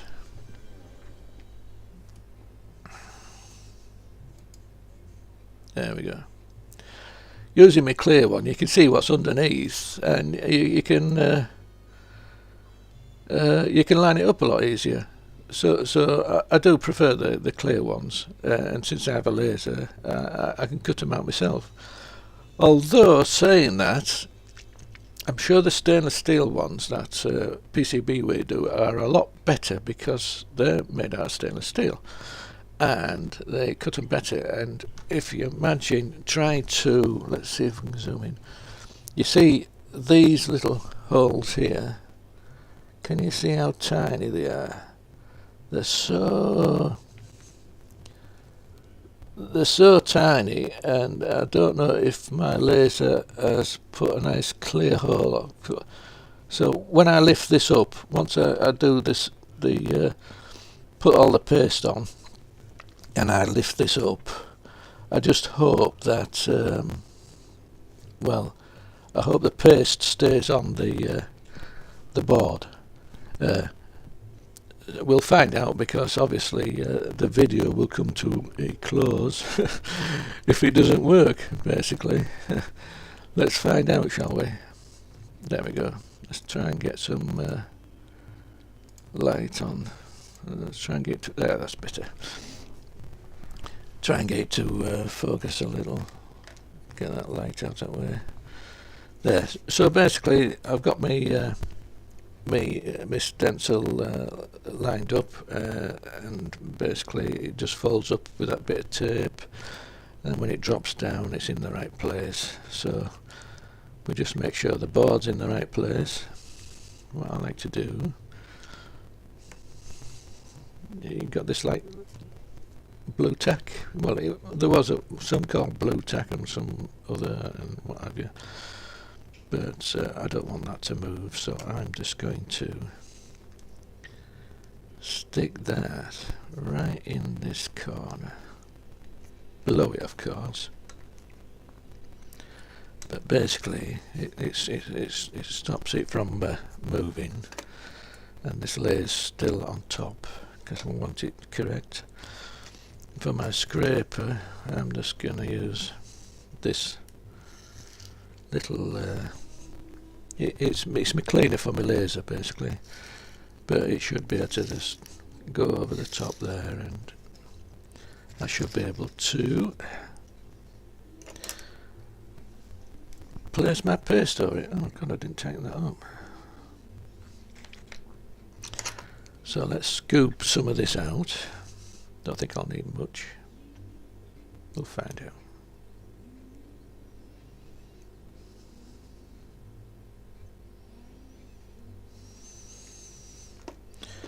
Right.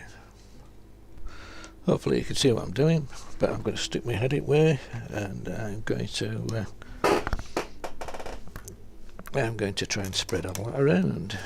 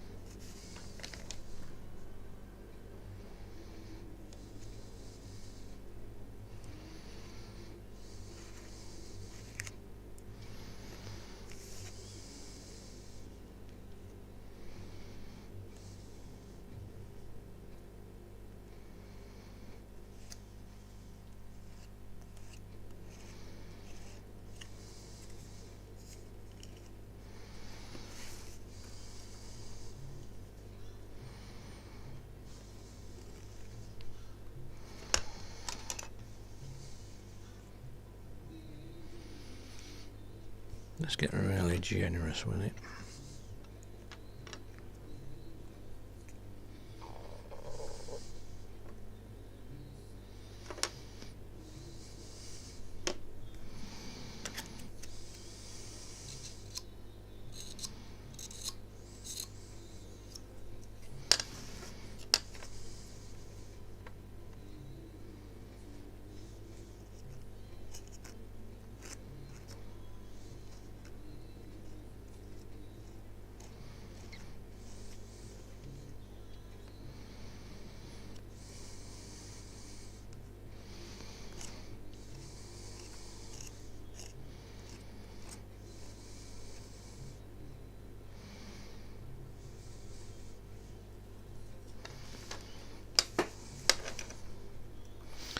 So I think I'll just put a bit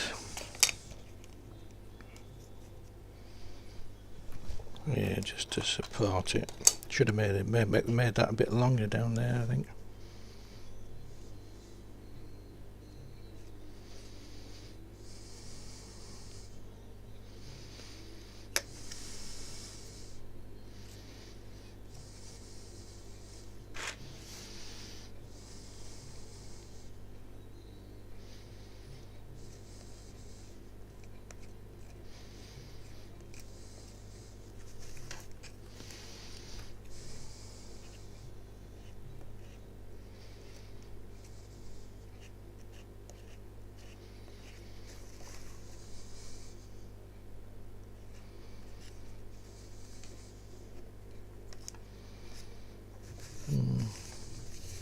Don't like the tape, it's not really holding it still enough.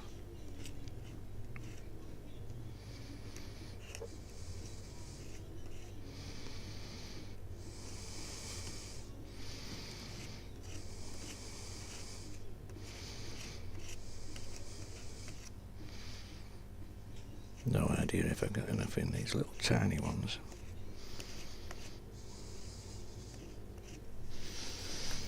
Well, it looks like they're all filled. Oh, not these two down here. Right.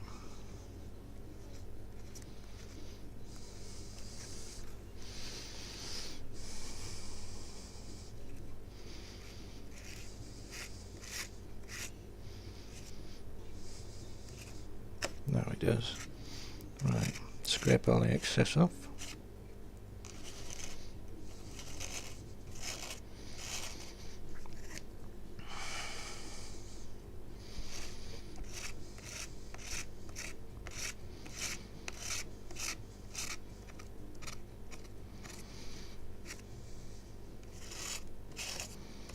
Yeah, I think that's it.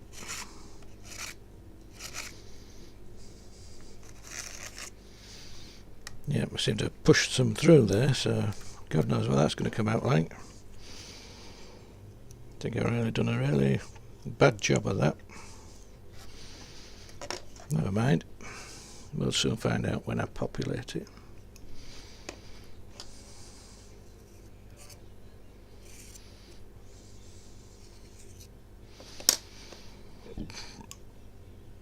Right, fingers crossed. Tighten that this time. Stop it drying out. Clean that off. Oh, you can't see what I'm doing, can you? Yeah, clean that off. Clean my blade off.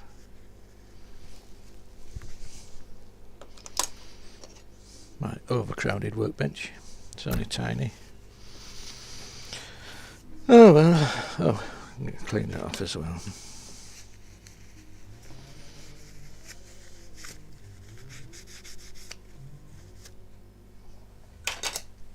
Right, so see if anything stays behind. Well, it sort of has.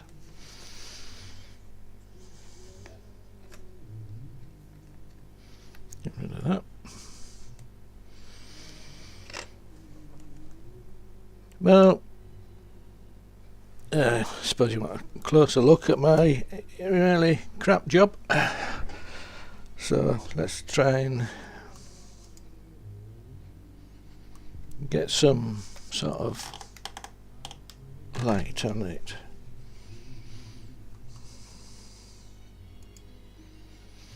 Yeah, that's with a stencil made by me. This is not a PCB Wiz stencil. It would have been a lot better, but at least there's some solder around these little tiny bits anyways. And the thing is with this solder, you get once it warms up, you get the capillary action, and it sort of pulls itself together. So what I'm going to do is I'm going to bring up my hot plate.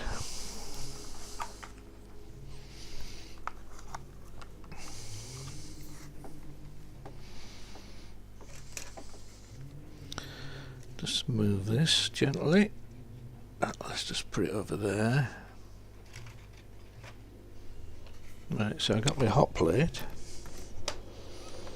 and see if I can get that plugged in.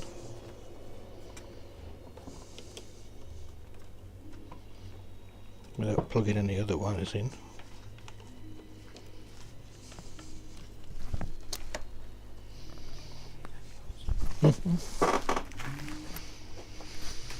Get my hot plate, and then I will gently put that over it.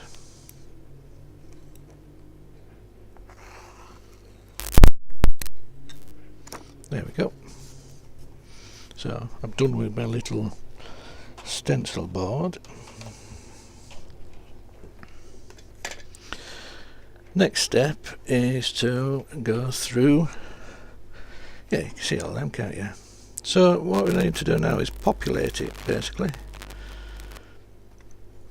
Let's just clean that up out of there.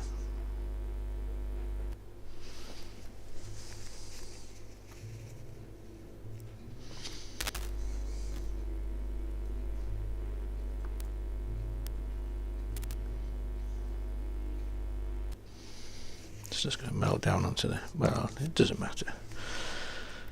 Like I say, this is the first time I've tried this. So I'm going to start, well, alright, 15 and 18. Well, let's start at the top of the list, shall we? Let's move this across. Oh, no. Tell you what I'll do is I'll just move that over there like that. Then what we can have is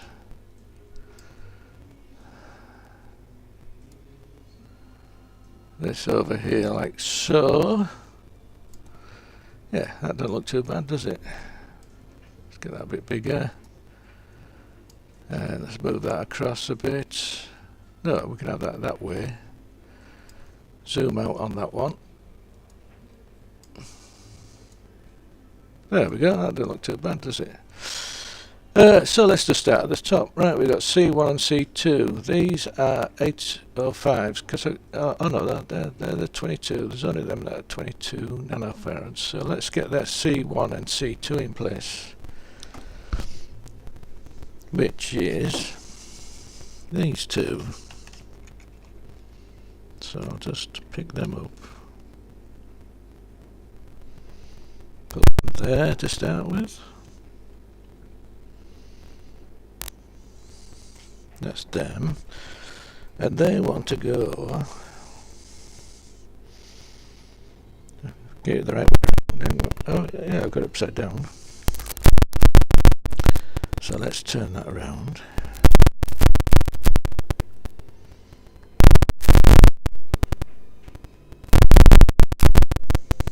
There we go. And nice clean thing. Right, so where do I want to go? I want to go C1 and C2. C1 and C2. C1 and C2. There we go. So C1.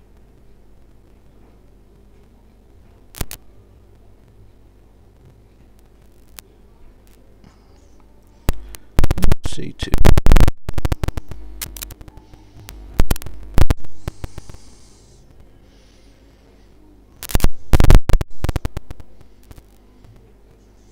Right, so that's the first two, and we click and paste. Placed. There we go. You see the green now. So let's go for C3 and C4, which are those red ones, C3 and 4, and yeah, you notice I've got two different sizes here. So it's the 805s, the smaller ones. Well, since I'm going to do them all, let's get them all out. So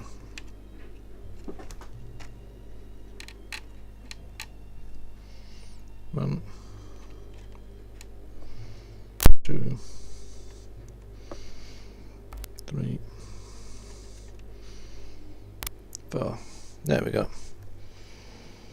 And you can see that I've got the 4. So we'll do the smaller ones first, which is 3 and 4. Yeah, I tell you, I can't remember 3 and 4. There we go. C3.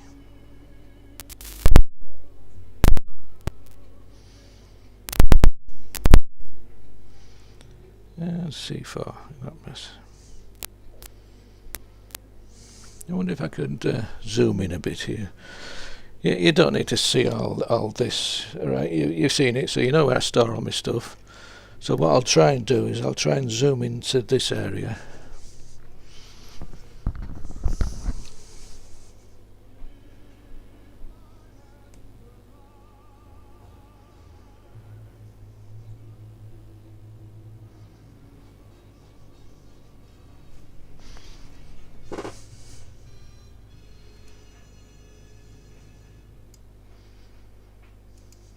There we go, that's a bit better. Let's see, let's try and get some focus. See if it'll focus on that. There we go. Get some light on it as well. Can I focus on that? That's about the best I'm going to do, I think. So that was C1 and C2, so we've got them placed, and now we're going to go for C5 and 6.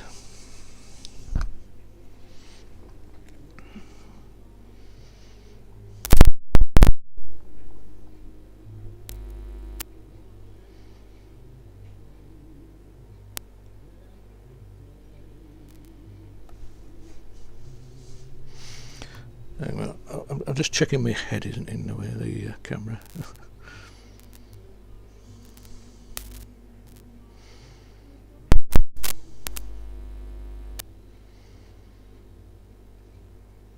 I hope there's no right way up to these as well. I'm sure they would have marked them. Right, so there's 5 and 6. So what we got? Oh, we've got a small one down there, which is my little 1UF.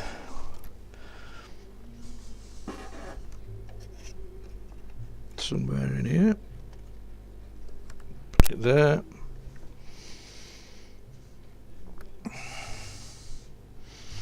Where does that go? C7. Oh, that's for the microcontroller. That's just a little,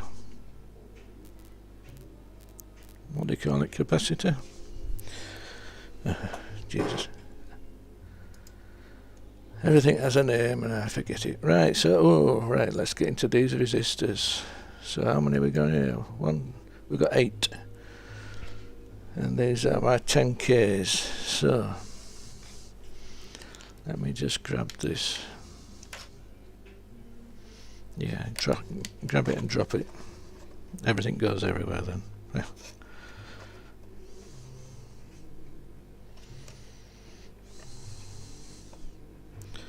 So we got 1,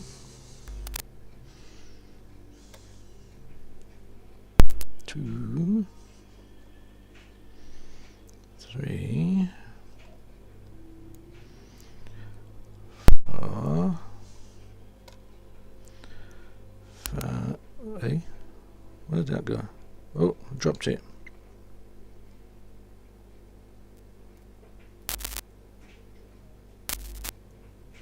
Shit. 5, 6,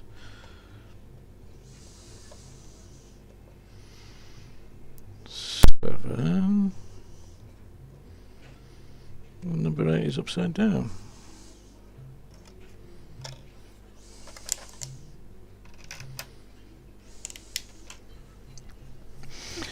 Right, so I have a cup of tea, excuse me.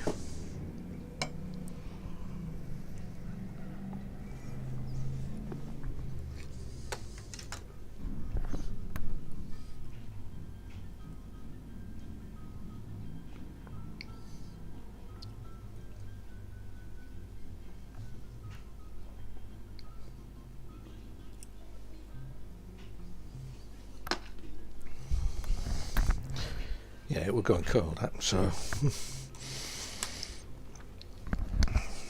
right, so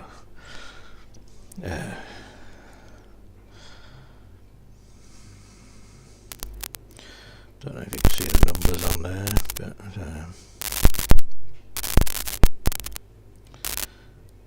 that's one of my favourite channels usually says. It's what does it say? It says 100, it says 100 and 2, which means 100 and 2 zeros, so it's basically 5 zeros and 1. There we go, which gives you 10K. Right, so got all them lined up. I do like them all nice and pretty. So R1 and R2 on the left,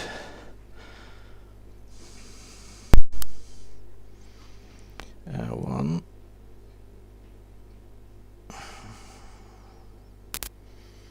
and R2. The hand's starting to shake now, so I think I'll do a switch. I've got R21 and 22 down here, so I'll just do these with the other hand.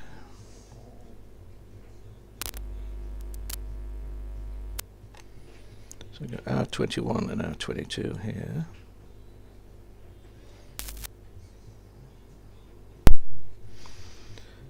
Which way around did I put that? Let's get this one the same way so it looks pretty. Whoops. Doing acrobatics. There we go.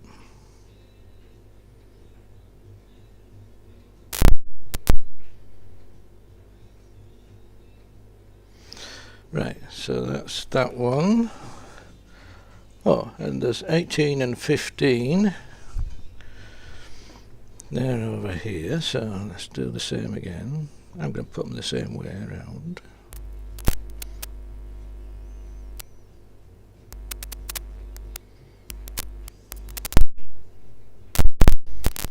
How about I put it the same way around? Can't see. I hope so. Anyways, I go over here. Do that one first, since I'm doing it with this hand.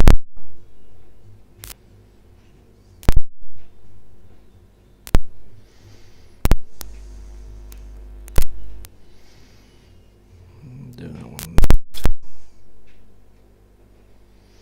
Right, where's the other two go? Oh, they're all over the place. Right, so 5 is in between. That's that one there, so we'll do that one there.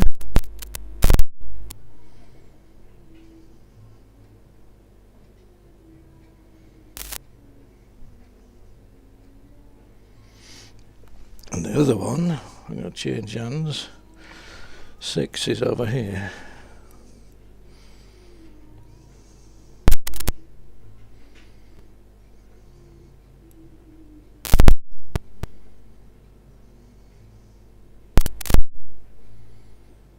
Right, so I'm going to tick these off. They're all done. Now what we got? We got our 68s, and how many of them? We got 7 of them.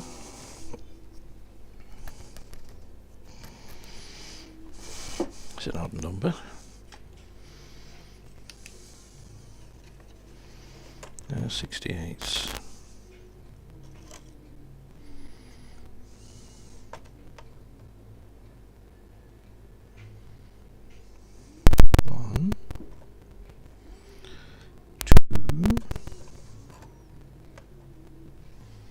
Can't see. 3, 4,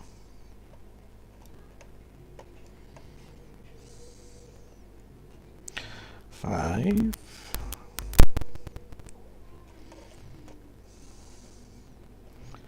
6. Oh, that one where it went ping somewhere, did that nearly? And there we go, 7.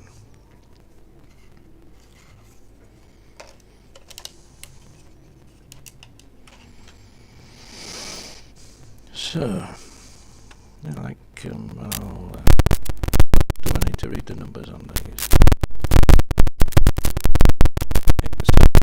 And in 0, zeros after it, so you got 0 zeros. What did I say the value was? 68. Yeah, that's what it says on it. 68 0, which is 68 and no zeros.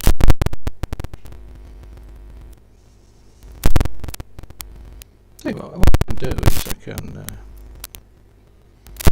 upside down.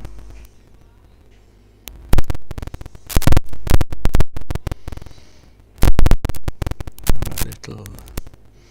I do like things nice and tidy. Right, I'll tell you what I can do. I can bring in my magnifying glass, can't I? My microscope. Yeah, let's just. Yeah. Oh, got caught in a wire. Is it? Oh, it's not that one. I got the wrong one.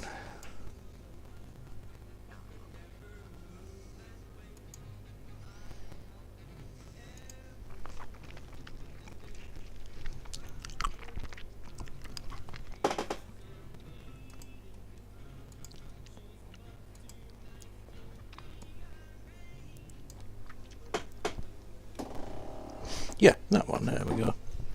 So, what I can do is I can zoom down on how small they are. There you go. Oh, it's 68R. There you go. 68RO, which is 68.0 actually. In fact it's 68, but that's what it is. Okay, let's move that out. No, that's the wrong one. Don't move that out. Silly fool. Move that one. There we go, and bring that to the front. Right, so get rid of my microscope. So where are we? Click on that, 68. So R11 and R12. Let's do a left-handed with this one, because they're over on the left.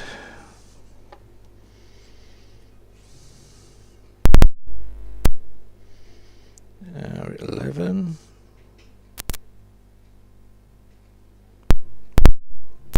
I was getting the shakes now. And R12.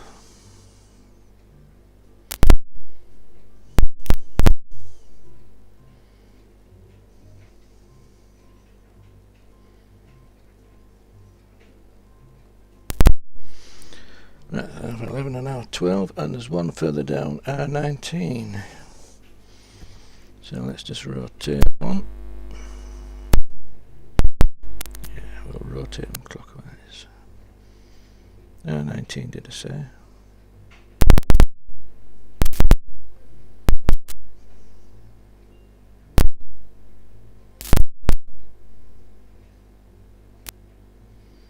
Yeah, I expect to get the shakes with that hand now. Oh, the other ones are on the right anyway, so we've got 23, 24, 25 and 26. So we'll swap hands, and they go that way around. Oh, I'm going to go that way with these, like that.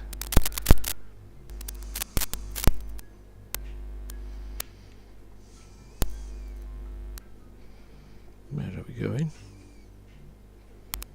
Let me look up. Oh, it's them bottom four. Oh, right, yeah, I see. R20. So we'll start there.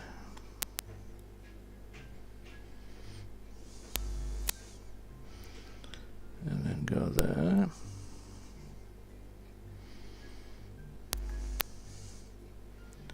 There. Oh, I forgot to mention. Oh. Don't know if anybody's trying to. If anybody's watching this live. I'm only doing it live because I just can't be bothered to record a video and then upload it and do all that crap. I'm not looking at any if there is anybody putting any comments, I'm not looking at any because it's not on my screen at the moment. So sorry, do apologise, but I just thought I'd just do it like I do it here. Anybody interested can see how I actually do things. Right, so we've got them. So that's them ones. Tick them off. And then we've got the R3 and R4, which are 510. 510s, that's these ones here. So what we've got, two of them. So I'll get my pillbox again. Ooh, nearly did it. So 510s, should be two of these.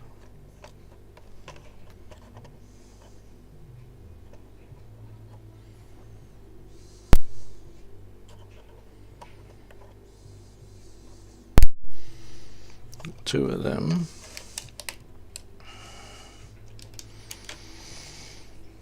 And they go into the left. Well, that hand's shaking a bit at the moment. So, no, do you want to see the number? 510, 510? Nah. Basically it says 510 and 0, so 5100, and that means 510 because the last one is the number of zeros. And since there is no zeros, this going between R3 into R3 and R4. Yeah, so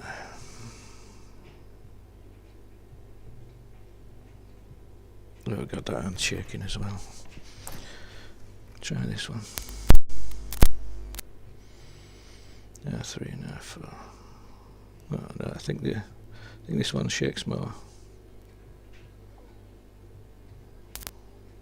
Anyways, there it is. So that's them two. Then we've got R7 and A. Oh, emit. Right, so I'm not putting these ones in because these ones, as I said before, are for doing the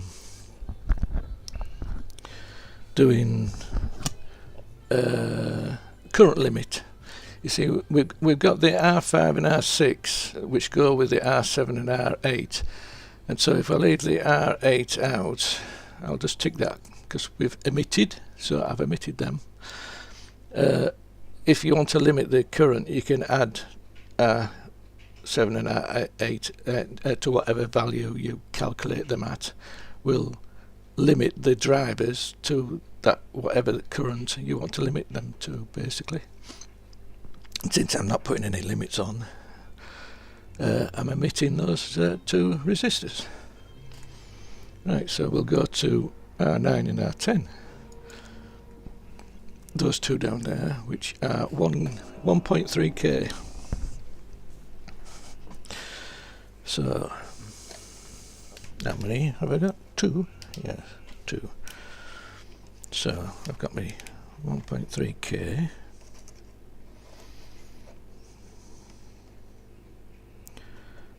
1, 2.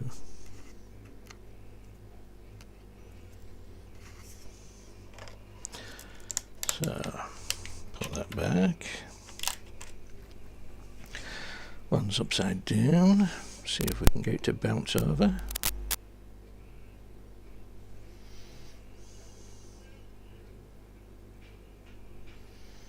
Clean that. Got a bit of crap on there, I think.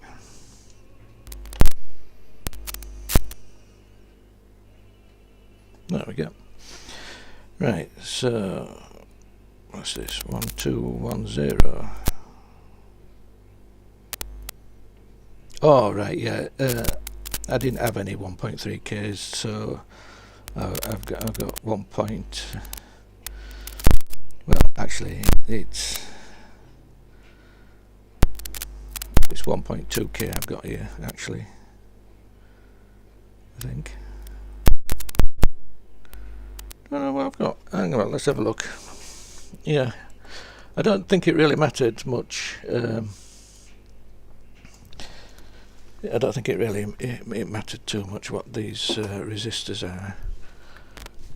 I did some more calculations, and yeah, I got 1.2K, which, so you got your 1 and your 2 and your 0, and you got another 0 after that, because it says 1 0 basically, so it's 1200. So these are actually 1.2K, which is close enough for me. So yeah, that one goes that way. 1.2. Right, so where did these go? Oh, I'll get rid of that. Right, where are we? Oh, there. 9 and 10. 9 and 10.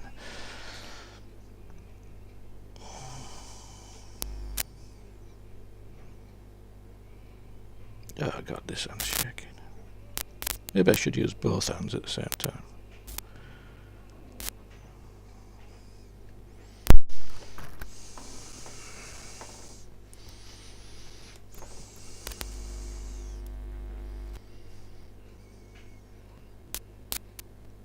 No, this hand's worse.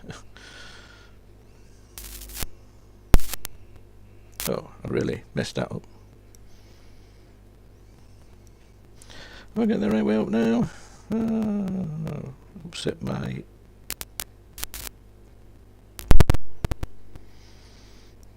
where's the 0? Oh, right, I'm going to have it that way. There we go. I think I've put it the same way as the other one.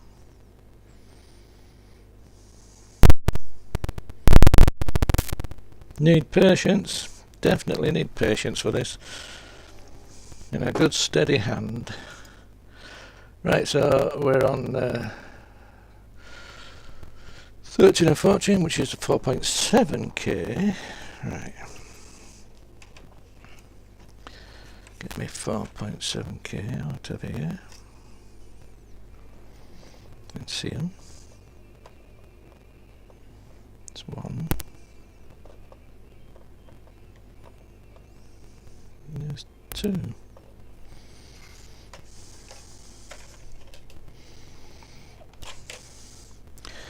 Need to flip these over. Well, that one's halfway there. Has it sat on something?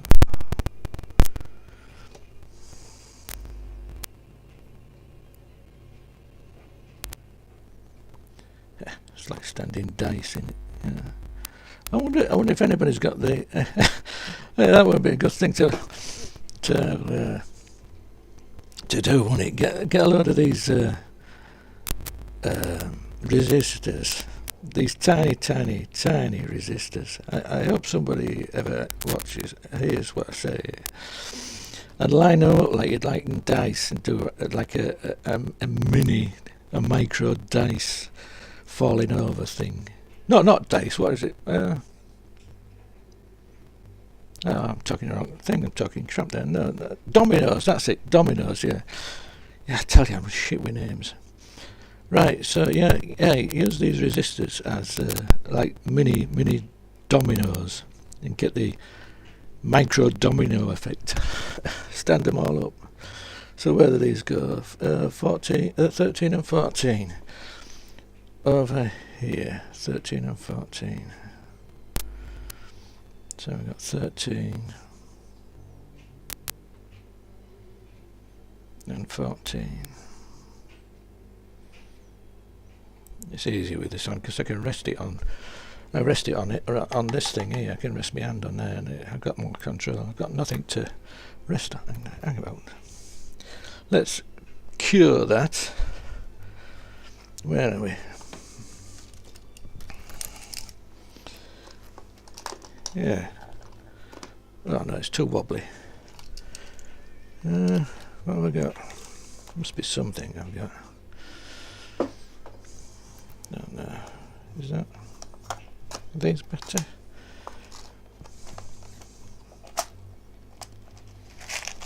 Stick that down there. Ooh, that'll be better then, yeah. Yes, something. Try that on top of that. I've got something to rest on now. Right, so what do I do there? Right, put 13 and 14 on, and right, I've got 16 and 17, which are 100. Yeah. Well, you better not have watching this live, really. Just watch it once I've finished, and then you can skip through half of it. Just pick out the pieces you want to watch. Anyways, yeah. Well, it's still to come, isn't it? Really, the interesting bits where this all goes tits up. So it's over.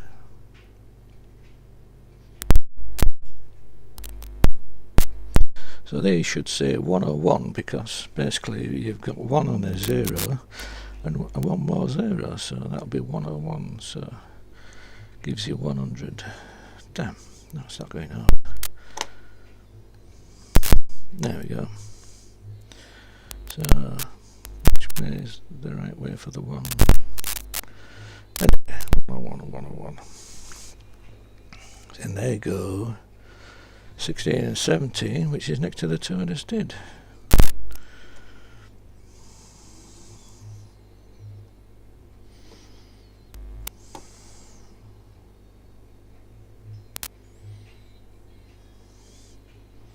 There we go. Next, what we got? Tick them off. So we've done them 2, and we've got an R20, which is 680R. just one of those.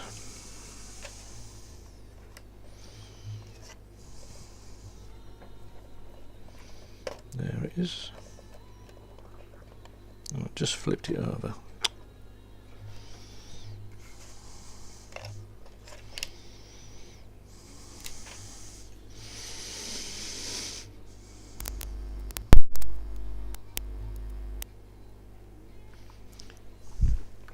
Oh yeah, and these little things, I cut these out lasers, but basically what I do is I tend to write on them, and then if I'm using something else I'll turn them over, but I write on in pencil, and then if I want I can rub them out and just my next project. Right, where's that go? Oh, so down resistor R20. Have we got that right way up?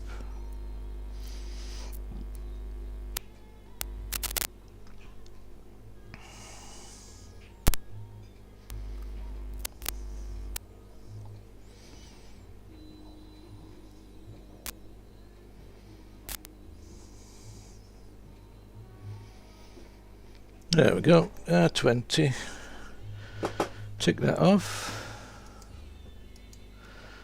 and go for R27, which is 1.5, there's my 1.5, there it is, and let's not drop that, there we go, 1.5. Oh, where did that go? R27, what is it?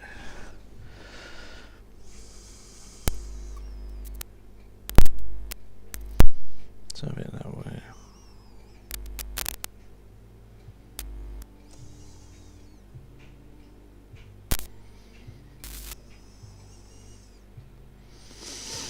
Yeah.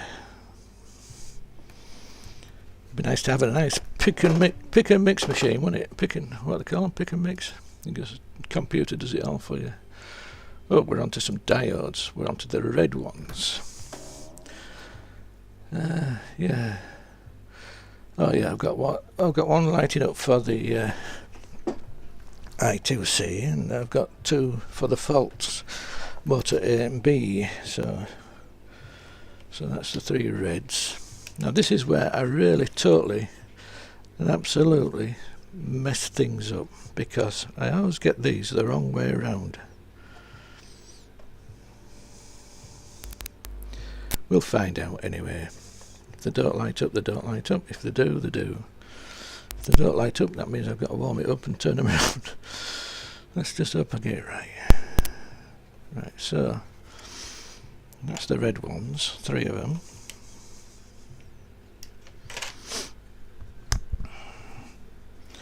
Now then, right, so I can see a green here, a bit of green on that end there, so that's all the green end. So if we look underneath, there should also be a direction indicator,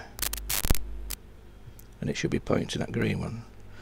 Let me just turn it right up for all the way over for you. Don't know if you can see that. Get my microscope and bring my microscope in, and then you'll be able to see what I'm talking about. But on the top side, where are we?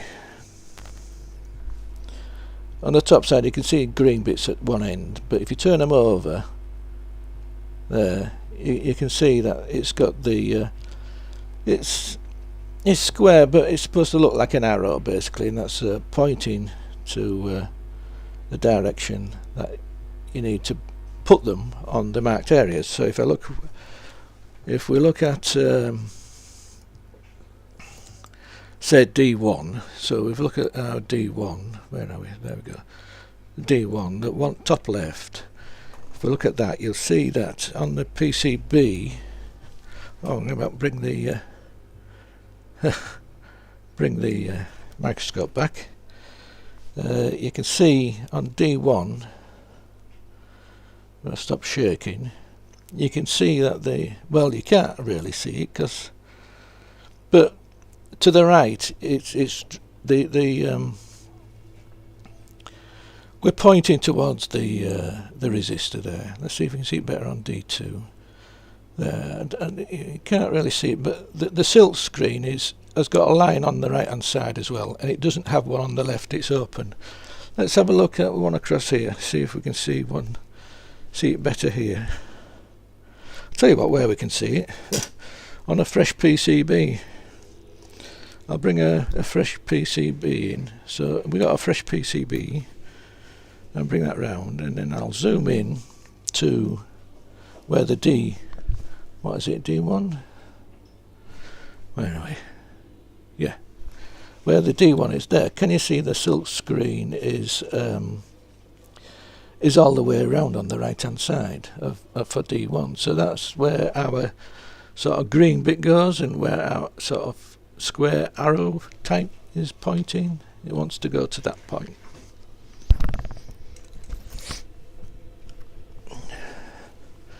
Yeah, get rid of that. Get rid of this. Where are we? Oh yeah, just move my mouse down there again so it lights up. Like I say, I wish it'd work if you just clicked on it, but it doesn't. So D1 and D2, we can do them too. So I need to turn that one over.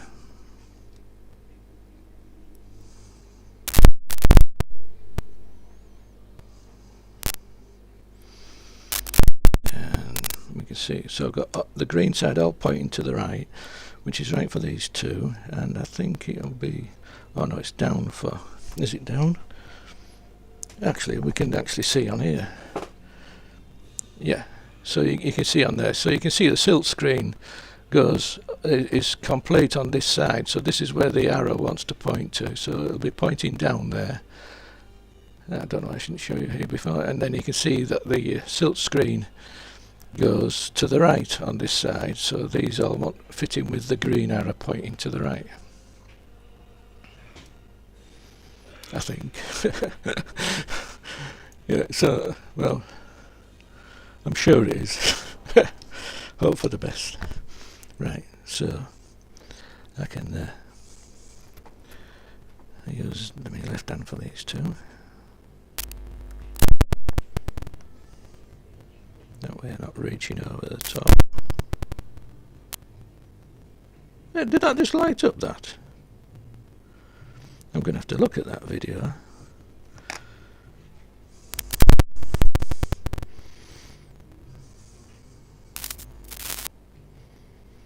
I'm sure that just lit up when I put that on there. I wonder if that's static or something. Anyways, well, yeah. A rewind later if I remember. I'm sure it's lit. Yeah, that lit up there then as well. Wow, I'm full of electricity.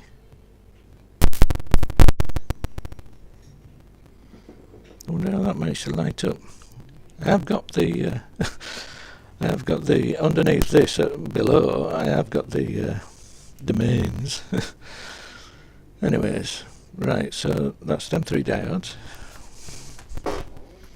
or LEDs, shall I say, sorry, LEDs. And let's go for the blue ones. So we've got two of those.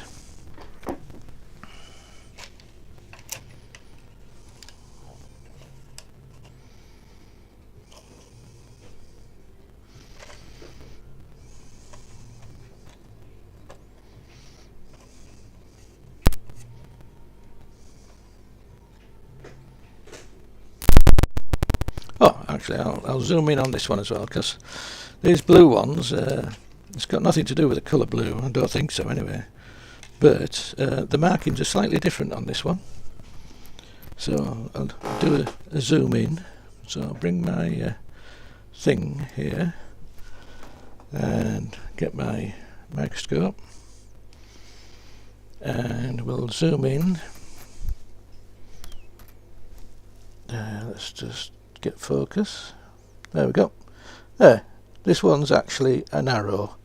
You can still see the green on the top side, but we've actually got an arrow on the underneath as well. So there you go, you can see that's an arrow. The other one was like what can I say? Like a 4-bit version of a 1-bit version of an arrow. It had 4 squares. Anyways, where did it go? Oh, I tell you what, let's have a zoom in on here, then we can see better. Right, so they want to be pointing down as well.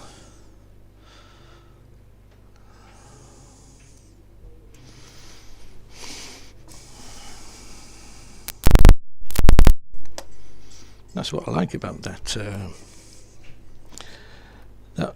bill of materials thing. It's HTML, and like I say, you can zoom in, and well, there's every bit of information you need, isn't there?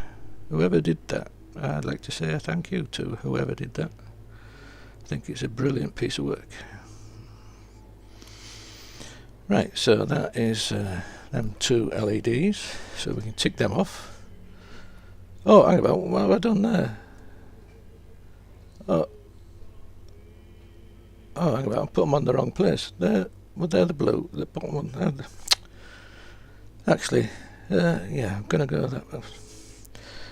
Should have moved my mouse, didn't I? So they go on the other side. Shit.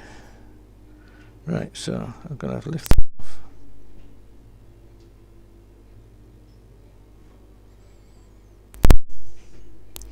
I'm gonna swap them around, but oh. Every time I touch it, it lights up.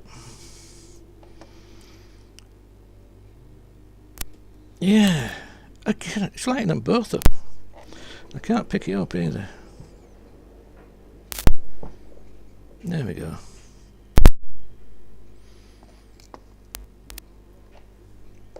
Thanks, so.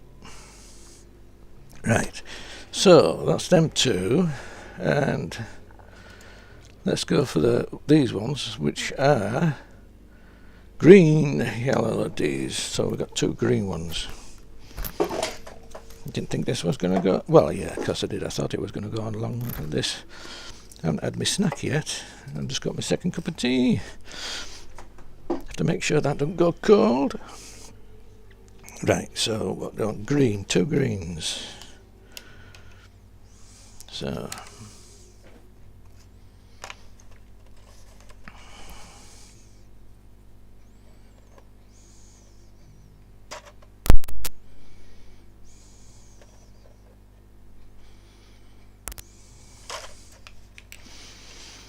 yes, spending a day on it. Oh, put my label back. Right, so yeah, you can see the green ends. I wonder what's underneath these ones. Oh, it's got the arrows like the last one. Oops, shouldn't have bothered looking really. Right, so these 2, oh, they're pointing down. Another point. They're all pointing down, them, aren't they? Yeah. And I've moved my mouse. Yep, I wish they would do this with a click instead of moving your mouse over. Right, so pointing down and pointing in the right direction, and put these on the ones I just had, which so the other ones have got more they've got more paste on than these ones, but I think there's enough. Maybe I can just move. Oh, it just lit up again. Wow. Am I full of static electricity? Someone could probably make a comment on that.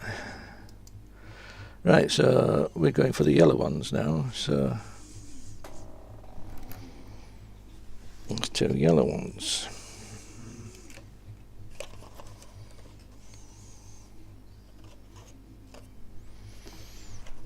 Right.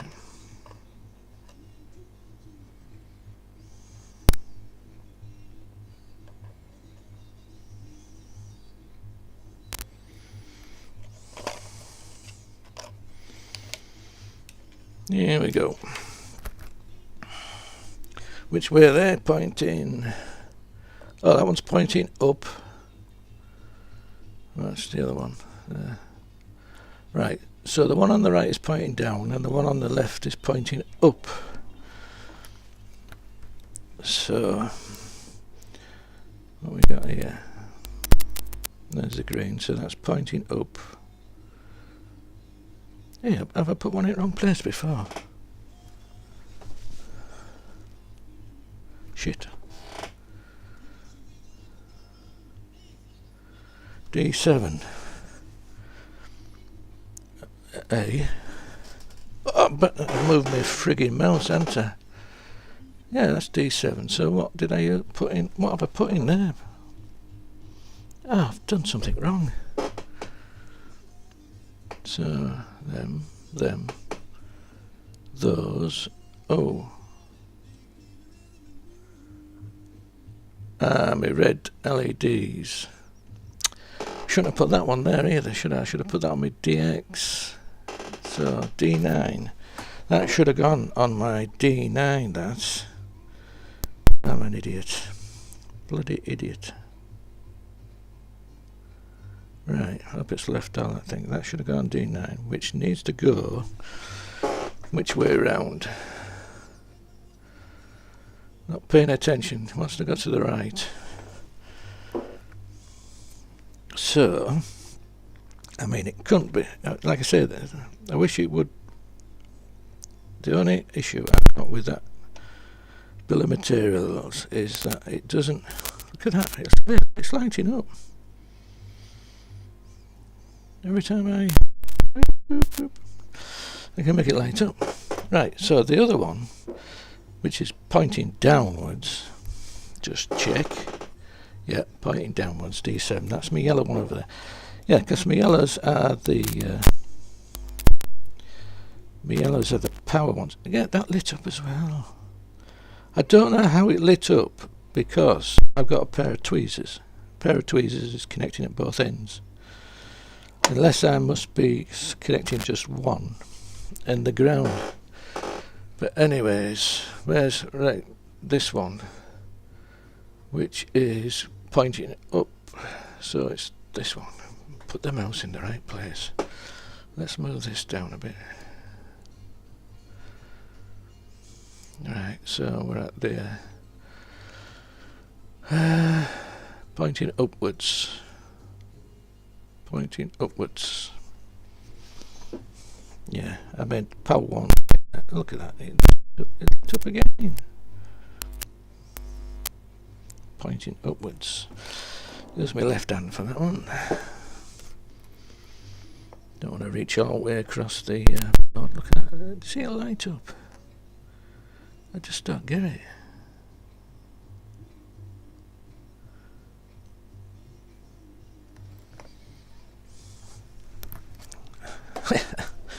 Just shows you how little power they need. Right, so that's my diodes, right, so I'll zoom out a bit. There we go. Now I want the U2 and U3, which are my drivers. So, which I totally screwed up with the PCB. Never mind. It's my fault. And I didn't do this on the prototyping anyway, and since my first one's only for, I don't know, I think the most current it draws is about 200 milliamps is the motor. It's not, I don't think it's going to be a real issue, so I just need to remember that these first boards don't have the heatsink on. Right, so I've got these, and alright, so for those that don't know, these have like a little dot in one corner to tell you which is number one pin, or pin number one, shall I say. So if I move them around like that, I'll get me microscope again, and let's try and zoom in on them.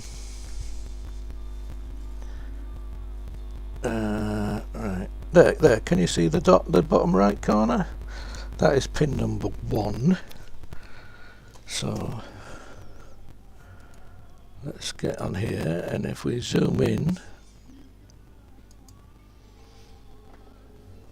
it's not showing pin 1 there. Hang about, settings.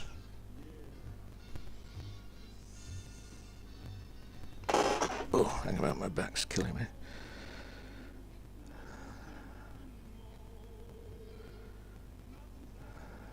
I thought it was here.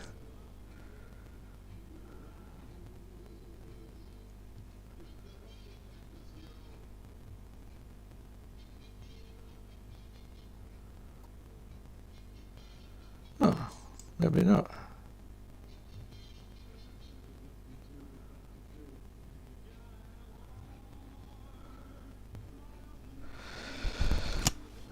I'm sure I just saw it.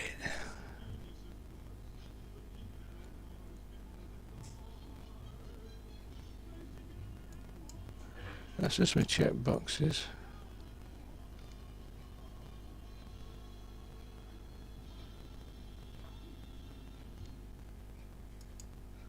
What the hell is that?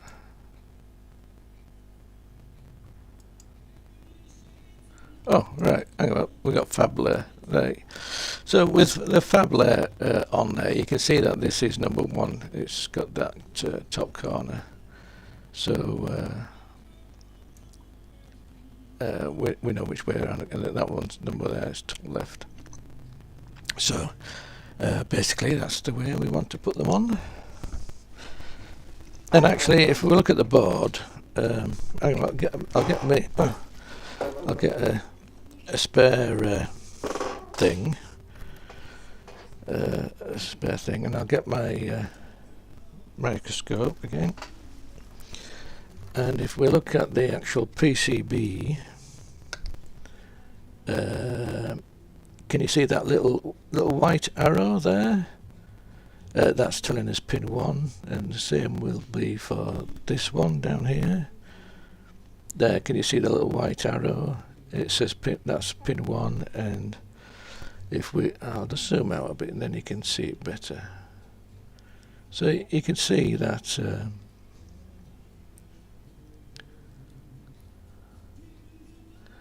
there's a marking there for pin 1, basically. So you know, there's more than one way to skin a cat.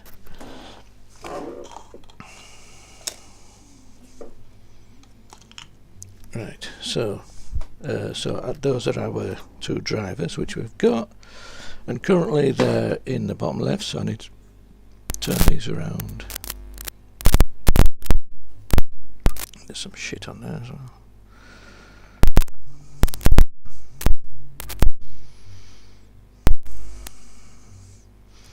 Now, can I pick these up like that? Actually, there's not that much bloody there's not that much paste on them ones. They look alright. I'll put that one on. I'll probably have to take these off and on again, because what I tend to do is I usually coat. Actually, I'm just wondering whether to leave them off now, because what I usually tend to do is the thing is, I wanted to test my my silk screen. So what I'm going to do is I'm going to leave the others off, because what I like to do, because the amount of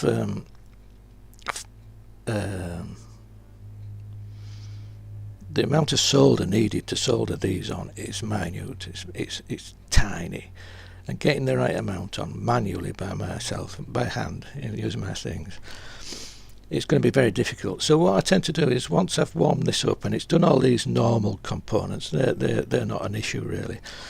But because these pads are so close together, you tend to bridge them. And so what I tend to do is I usually let the solder all run, and then I wipe off the excess, and then put the component on top. So what I'm going to do is I'm going to leave this one here, and I'm going to put this one back, and we'll bring it out later, because there's not enough solder on these anyway, and so I need to add a bit of solder to that one, and so I'm going to leave that as well. So I'm not going to take that off just yet. We're going to go to our Q1 and Q2, which is there, them 2 little PNP transistors.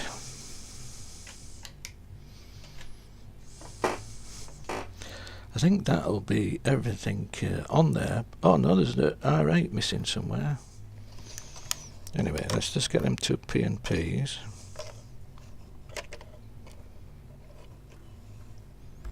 These are what I put on for lighting up the red LED for fault. For a fault. So it'd be nice. I'm sure I read somewhere that it only does that pin can only handle 5 milliamps. So that's why I've put them on here. So I must have read it more than once. So it's right how I'm going to do it. So let's just do that. Like, actually, I'm going to use the other hand.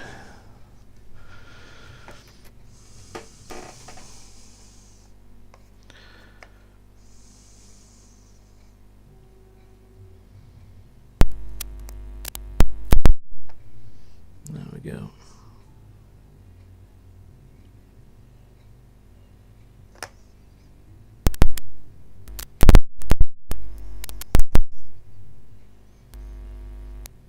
Oh, at least there's nothing to light up on these ones.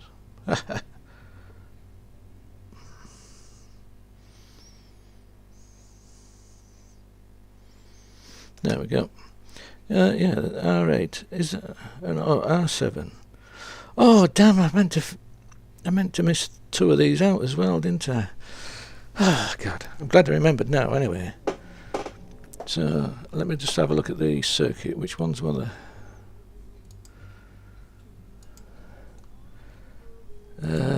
Yes, it was these two. Yeah, so 13 and 14. I don't want them on.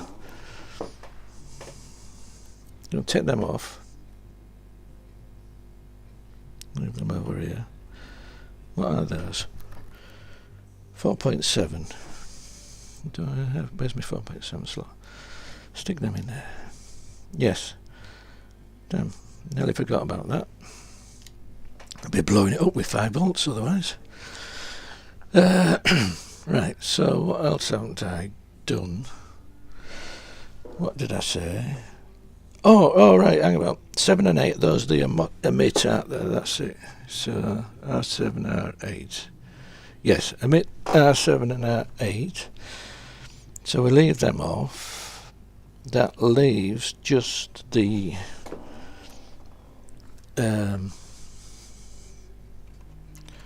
just these sockets now. So I've got a big socket. Now we got our small sockets.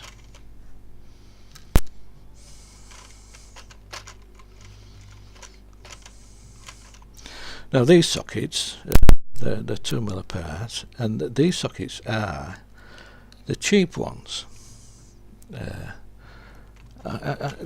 Really, there's a company that does Arduino stuff which has sockets on like this.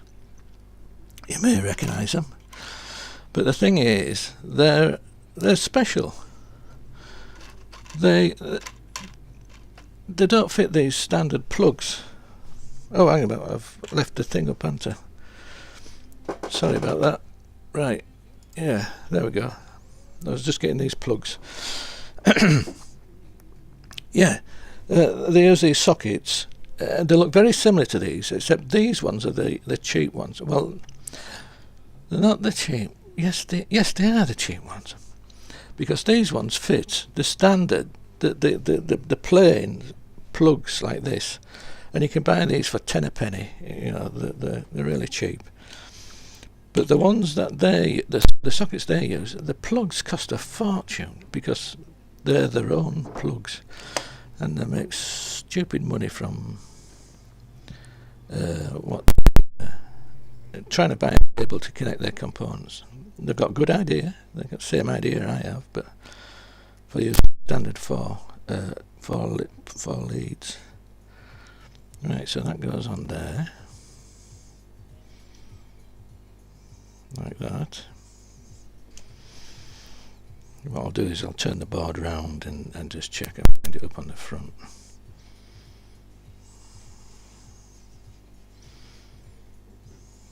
Oh God. Right. It's getting a bit thick, is the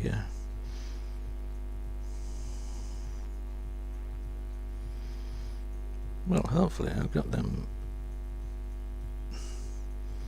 silk screens in the right place, so if I line it up with the silk screens,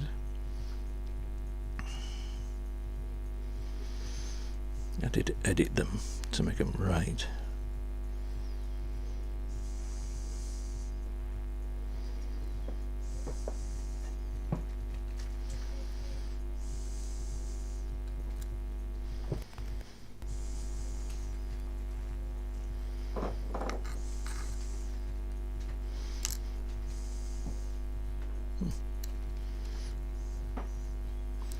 Well, if I'm going to drop a component, it might as well be a big one. Yeah, so I line them up from this side, and I think I'll turn it round. Line these up from the other. Yeah, I can see them better on the silk screen. That looks good to me.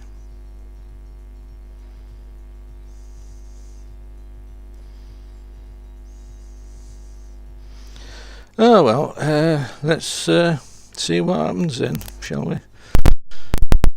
Do they all look lined up? No, that one doesn't. Must have knocked that one.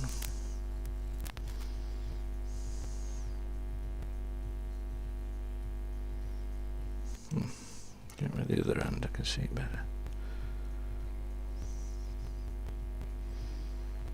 There we go. Looks a lot better, does that? Right, so hopefully, fingers crossed, let's take this up to 100.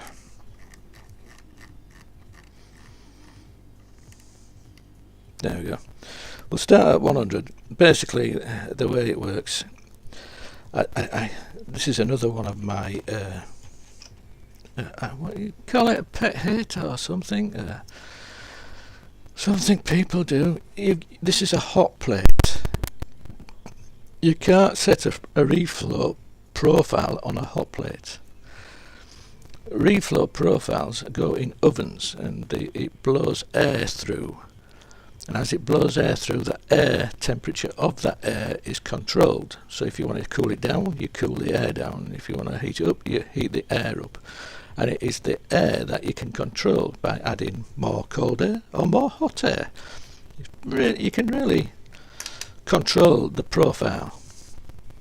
A hot plate, you can take it up to a temperature, and then if you want to cool it down, well, it's not going to, because it's a solid piece of metal. You're going to have to wait for it to cool down on its own, and it cools down at its own speed. It doesn't cool down at the speed you want it to.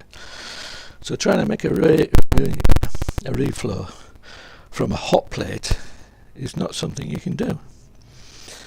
And controlling a mass of metal, the heat of a mass of metal can't be just turned up and down.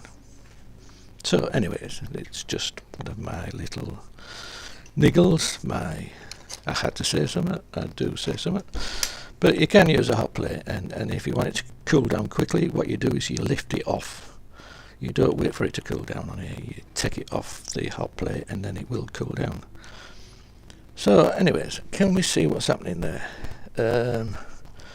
Can we zoom in a bit better? Let's get that in. So far, I'll just move this pulled thing out of the way and try and get it right under the camera. Yeah, something's binding somewhere. There we go. I think I can zoom in on that. Yeah, that's better, isn't it? Oh, come back a bit now. There we go. Let's try and do some focusing.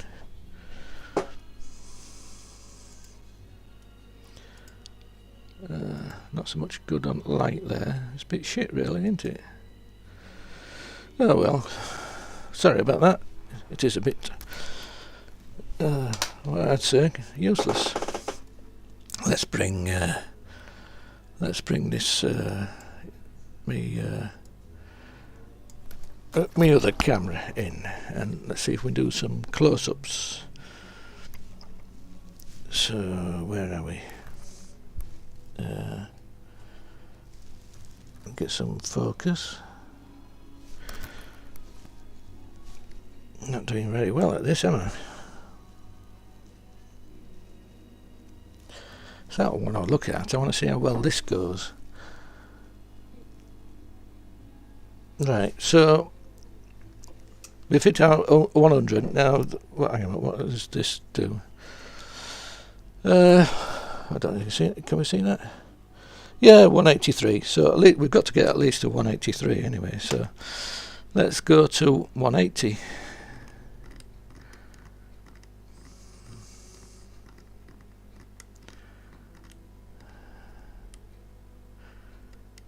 Yeah, 180.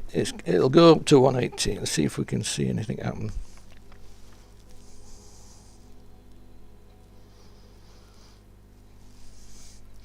I should have put that on an arm or something, shouldn't I? Change hands. There we go. What are we up to now? Oh, I haven't got that in shot, have I? We're at 179 degrees. Yeah, let's try and get that in shot and all.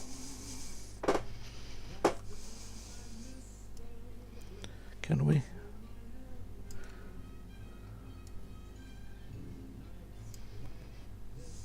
No. Anyway, I need to come out a bit.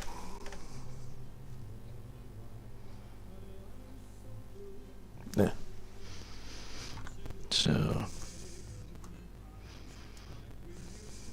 Oh, I tell you what, if we get that up there, pull that down a bit. There we go, you got temperature. And let's get close without burning myself. Where's me looking at the wrong one? Oh, there it is. There we can see things starting to melt now.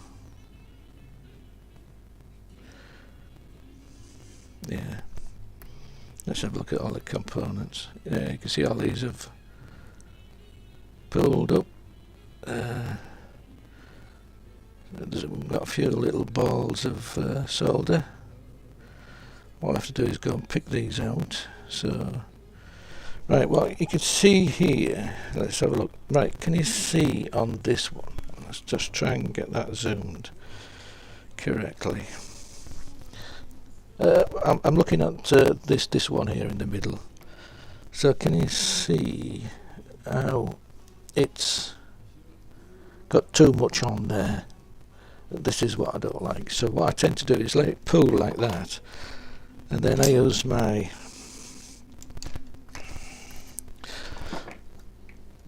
I use my knife and I just get rid of it. Oh, we've cooled down again, so it's shot over, so we need to go to above our what was it, 183 degrees. So what I'm going to do is go to 185 or maybe 190. So let's try 190, and then once we get to 190, this will become soft. And what I'll be able to do is I'll be able to remove the excess solder from these places. In fact, I can actually see that I think there is enough already on these, but what I'll do is I'll move some of this to the other one. There, you can see you can move it with my... No, I'll put it on there.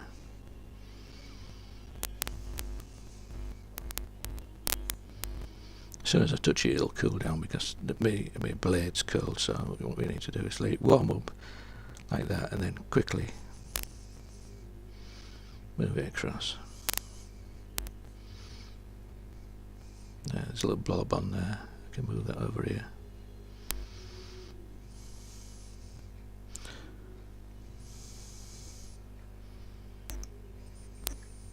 There's that blob again. Pick it up, move it over here.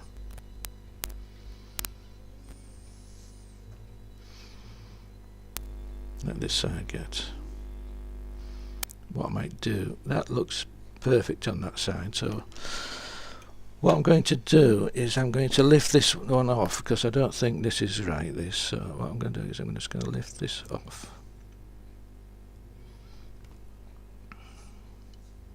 Here at the edge. I'm just going to clean up these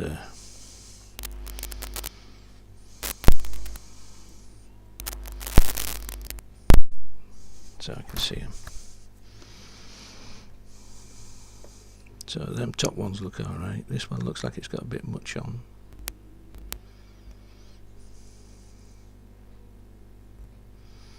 Let's move it into one of these.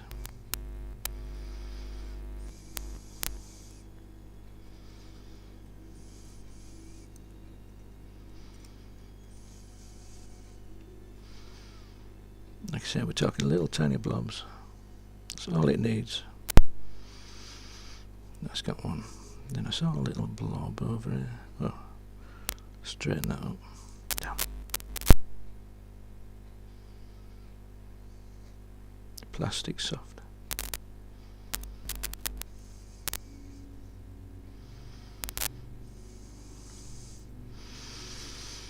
There's a blob.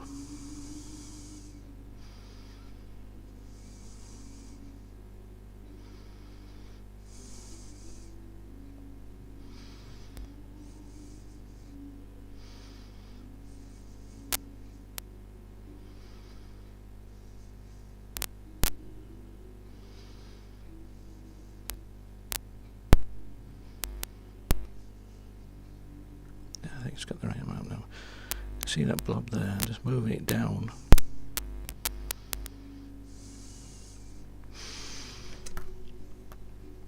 These are all pre-soldered, but the thing is that there is probably just enough pre-soldered solder on these, but not maybe enough.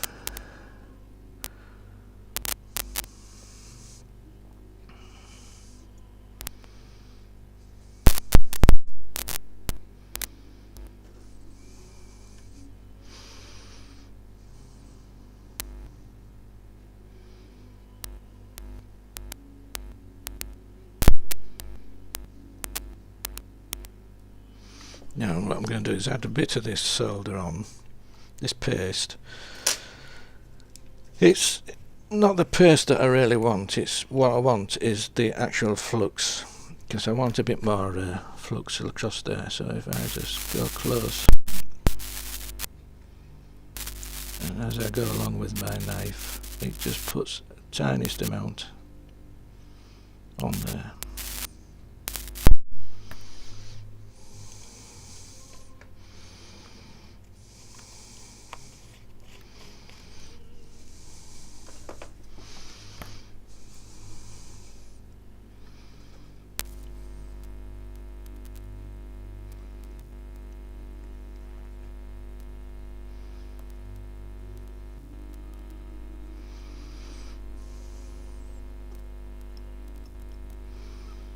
Actually, I'll just take it to 195, I think.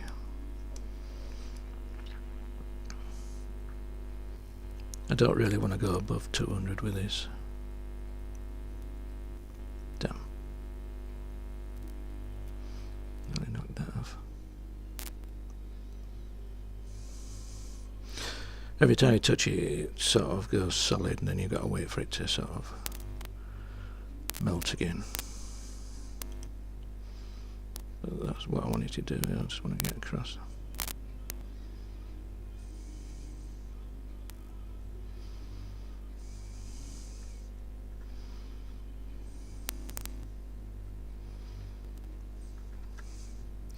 It's a shame I couldn't get. It's a shame, really. You can't see what I'm seeing, but I can't get my cameras so set up. Maybe in the future. But anyways, I've got all the I've got all the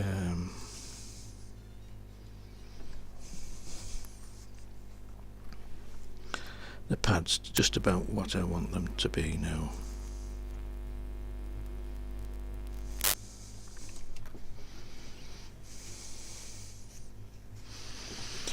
hopefully then, because I mean they're unbelievably tiny, are these pads, and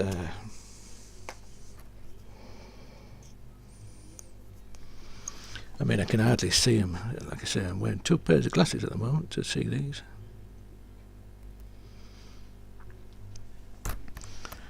So what I'm going to do is I'm going to try and put my first one on, which is this one, which I had on here. Oh, I dropped it.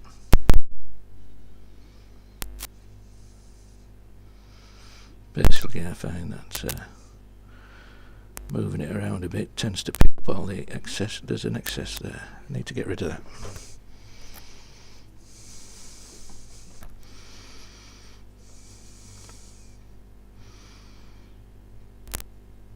I mean, people might say use I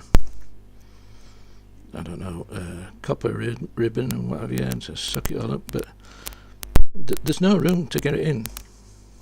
It's so small. I mean, I can't really stress how small this is, basically.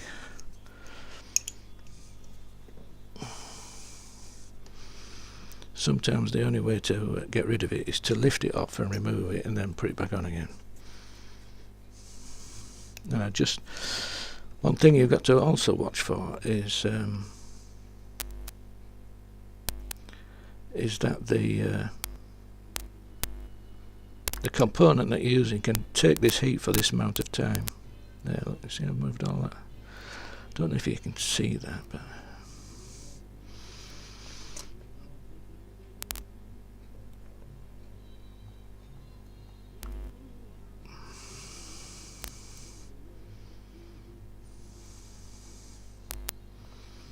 flux is the important piece here.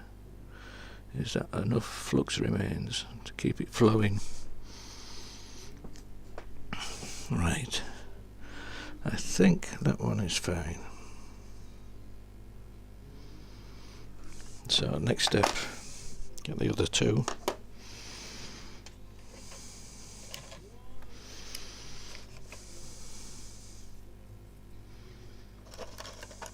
God, my hands are shaking now.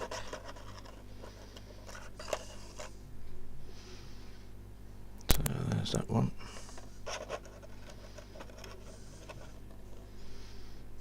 Put them on the hot plate. Let them warm up a bit as well. So yeah, this one.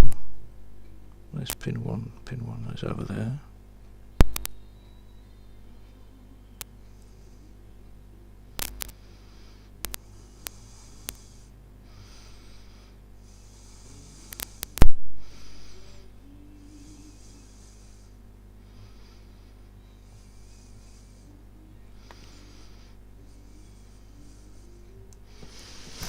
Change hands, my hands, that one's right, so got a big dot on this one, so this one is that way around.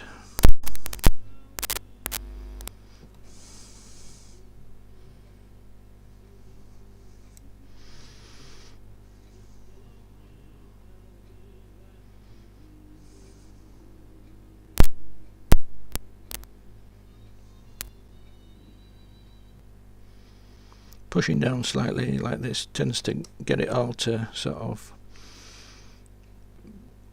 connect to each other. And like I say, what you'll do, you'll find it'll actually float on the actual solder.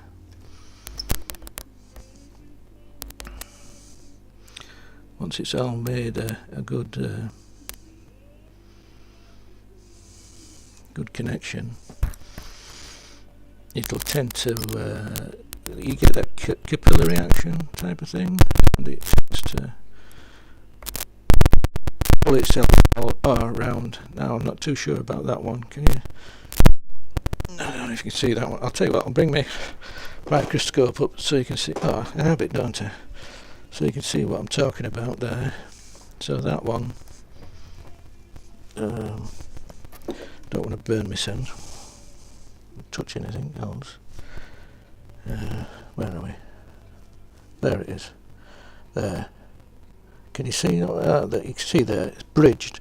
So the best way to get rid of that is to lift it and remove a bit of solder, basically. So that's what I'm going to do. I just need to turn it round so I can grab it better,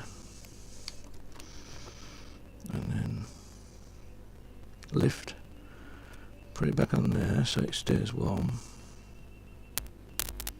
and there, I've just removed. I'll tell you what, I'm going to show you that as well. I'm going to show you what was on the end. That's how much I've removed, basically. So I don't know if you can see this. This is on end of my knife, so you can see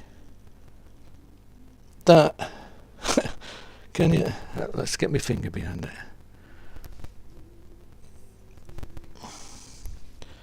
This is how much makes a difference. Oh, this is how much solder makes a difference. There we go. That's how much solder I removed. It's ridiculous, isn't it, really? But that's how much I just removed to get rid of that bridge. So let's just see if it goes back on all right again.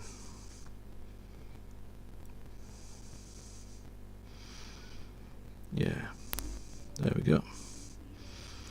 Sits back on there. Just have a quick look around. I bet it gets on the other side now. What I'm going to do is I'm going to try and move it along a bit and see if it'll drag across to the other pin.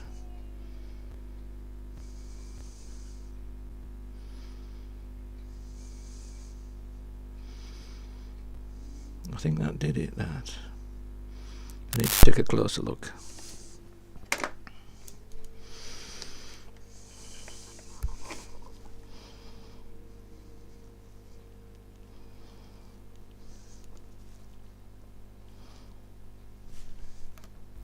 Ah! Shit! Damn, trying to look at my screen and... Oh god, that's going to throb for ages now. Yep.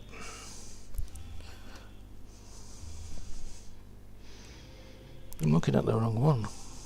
There's that one.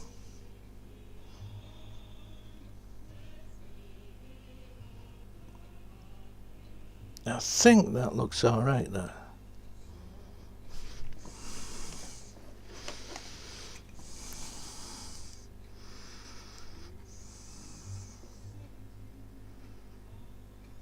I'm not happy with it though.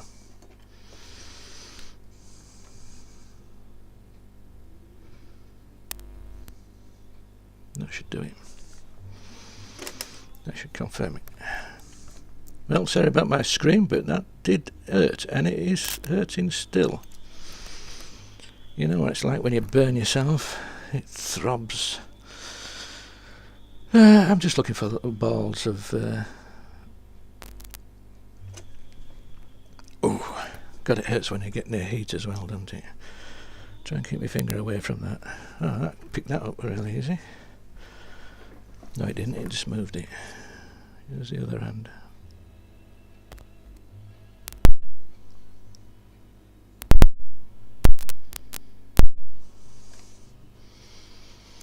Actually, I think I'll be able to pick up the other little balls of solder once I've... What's wrong with this?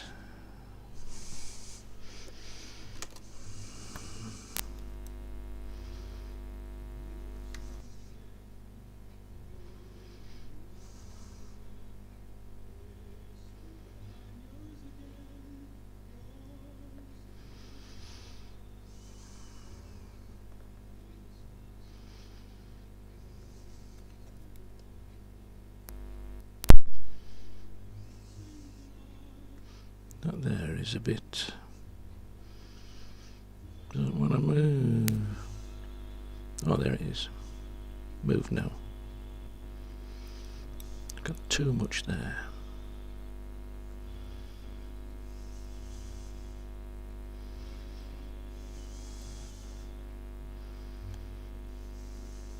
In fact, that isn't.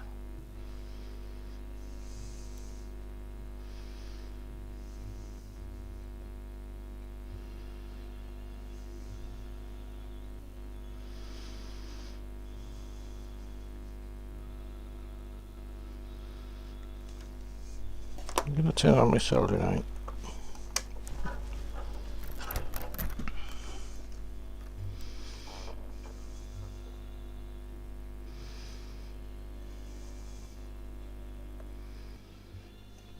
Do not like that, and I don't like this other one either.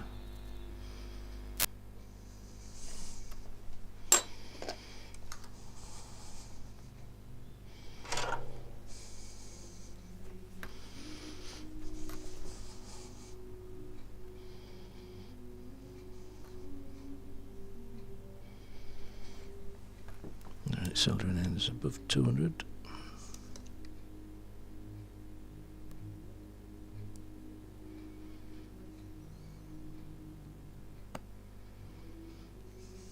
What's going on with it?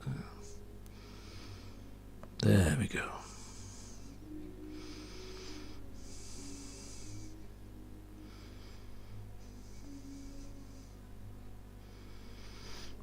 What about this one on this side?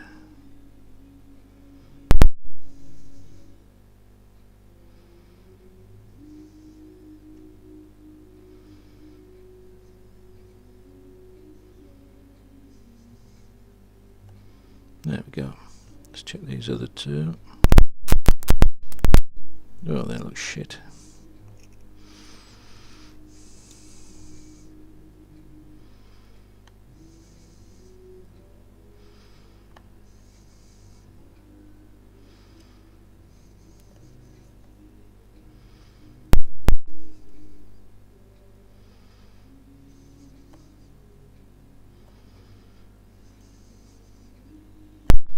Oh, yep.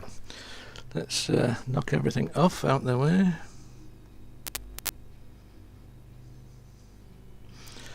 Let's do this one on this side. Ah, shit, don't burn myself though.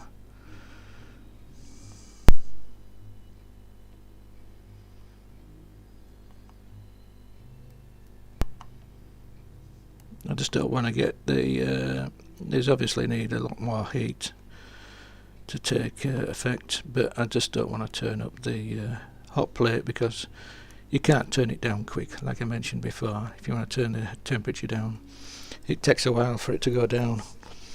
So I don't like taking it above 200. But that seems to have got them all now. Yeah, so I'm quite happy with that. Let's let it cool down. So turn that off, and as I said, where's my bits of wood? Oh, where's them gone? They used to be just down here. There they are. There, get me bits of wood. Right. I think this has gone on for quite a bit now. What I'm going to do, just zoom out.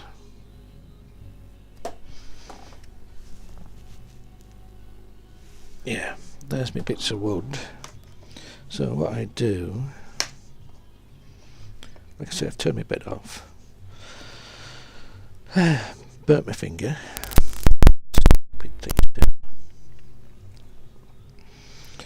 So carefully just remove this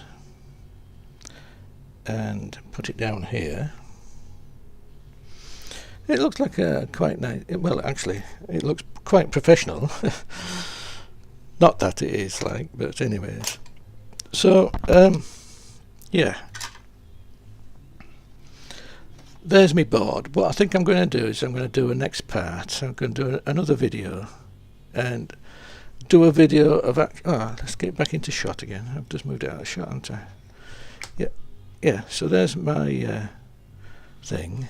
Can we do like a, I don't know, do like a look around? Do like a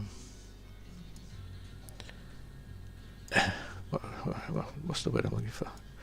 Yeah, do like a hover around, like a drone moves around a piece of information. Anyway, let's see if I can get it into focus on that. Yeah. let's just take a sort of general look around. I need to get it focused a bit more, I think. Nope, going the wrong way. Yeah, there we go. Right, yeah, so that's got them nice. And they look nice. All the normal components, they're not an issue. Oh, there are two resistors I missed, which I didn't want. And let's have a look down here. Yeah, you see, the resistors look fine, and all the common components. The only thing I have trouble with is these. I mean, those... Let's try again. Yeah, oh, that could have done with moving, actually. Yeah, it looks slightly on pissed as that, doesn't it, really? On this side, anyways. But the others, let's have a look at the others. That one doesn't look too bad. What I'll do is I'll have a really good... Once it's cooled down, I'll have a really good look with my microscope and go around. But these components, I mean, these are not an issue, these, really. This stuff goes really well. I mean, the pads for these are massive. Same as these, the pads, you know, for these things. The pads are massive for them, basically. But like I say, it's when you come to these little tiny components. I mean, what you got there? There's got 1, 2, 3, 4, 5, 6, 7. See, there's eight. Let me get a ruler next to that.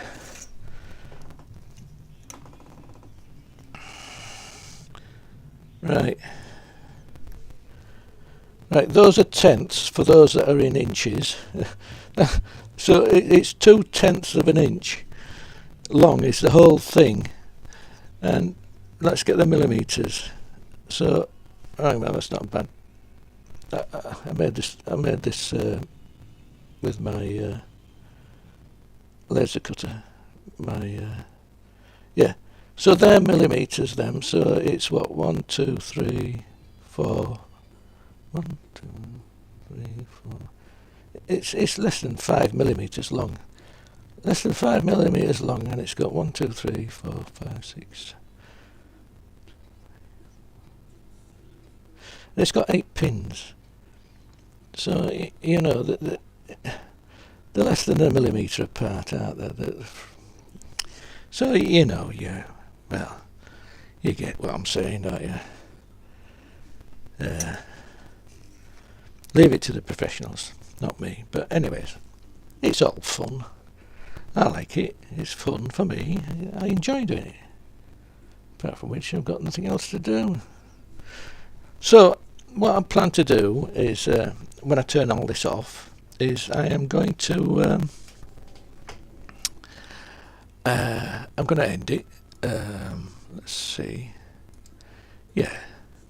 So the idea is I ended up with a nice driver board. Oh, excuse me. So I'm going to end it here. And if you've watched it, thanks for watching. I guess you had nothing else to do either. So I'm going to do a video after this once I've got it, once it's all cooled down and I've made the cables and everything, and I'm going to try it out and see if it actually works. So let's have our fingers crossed and hope for the best. Yeah.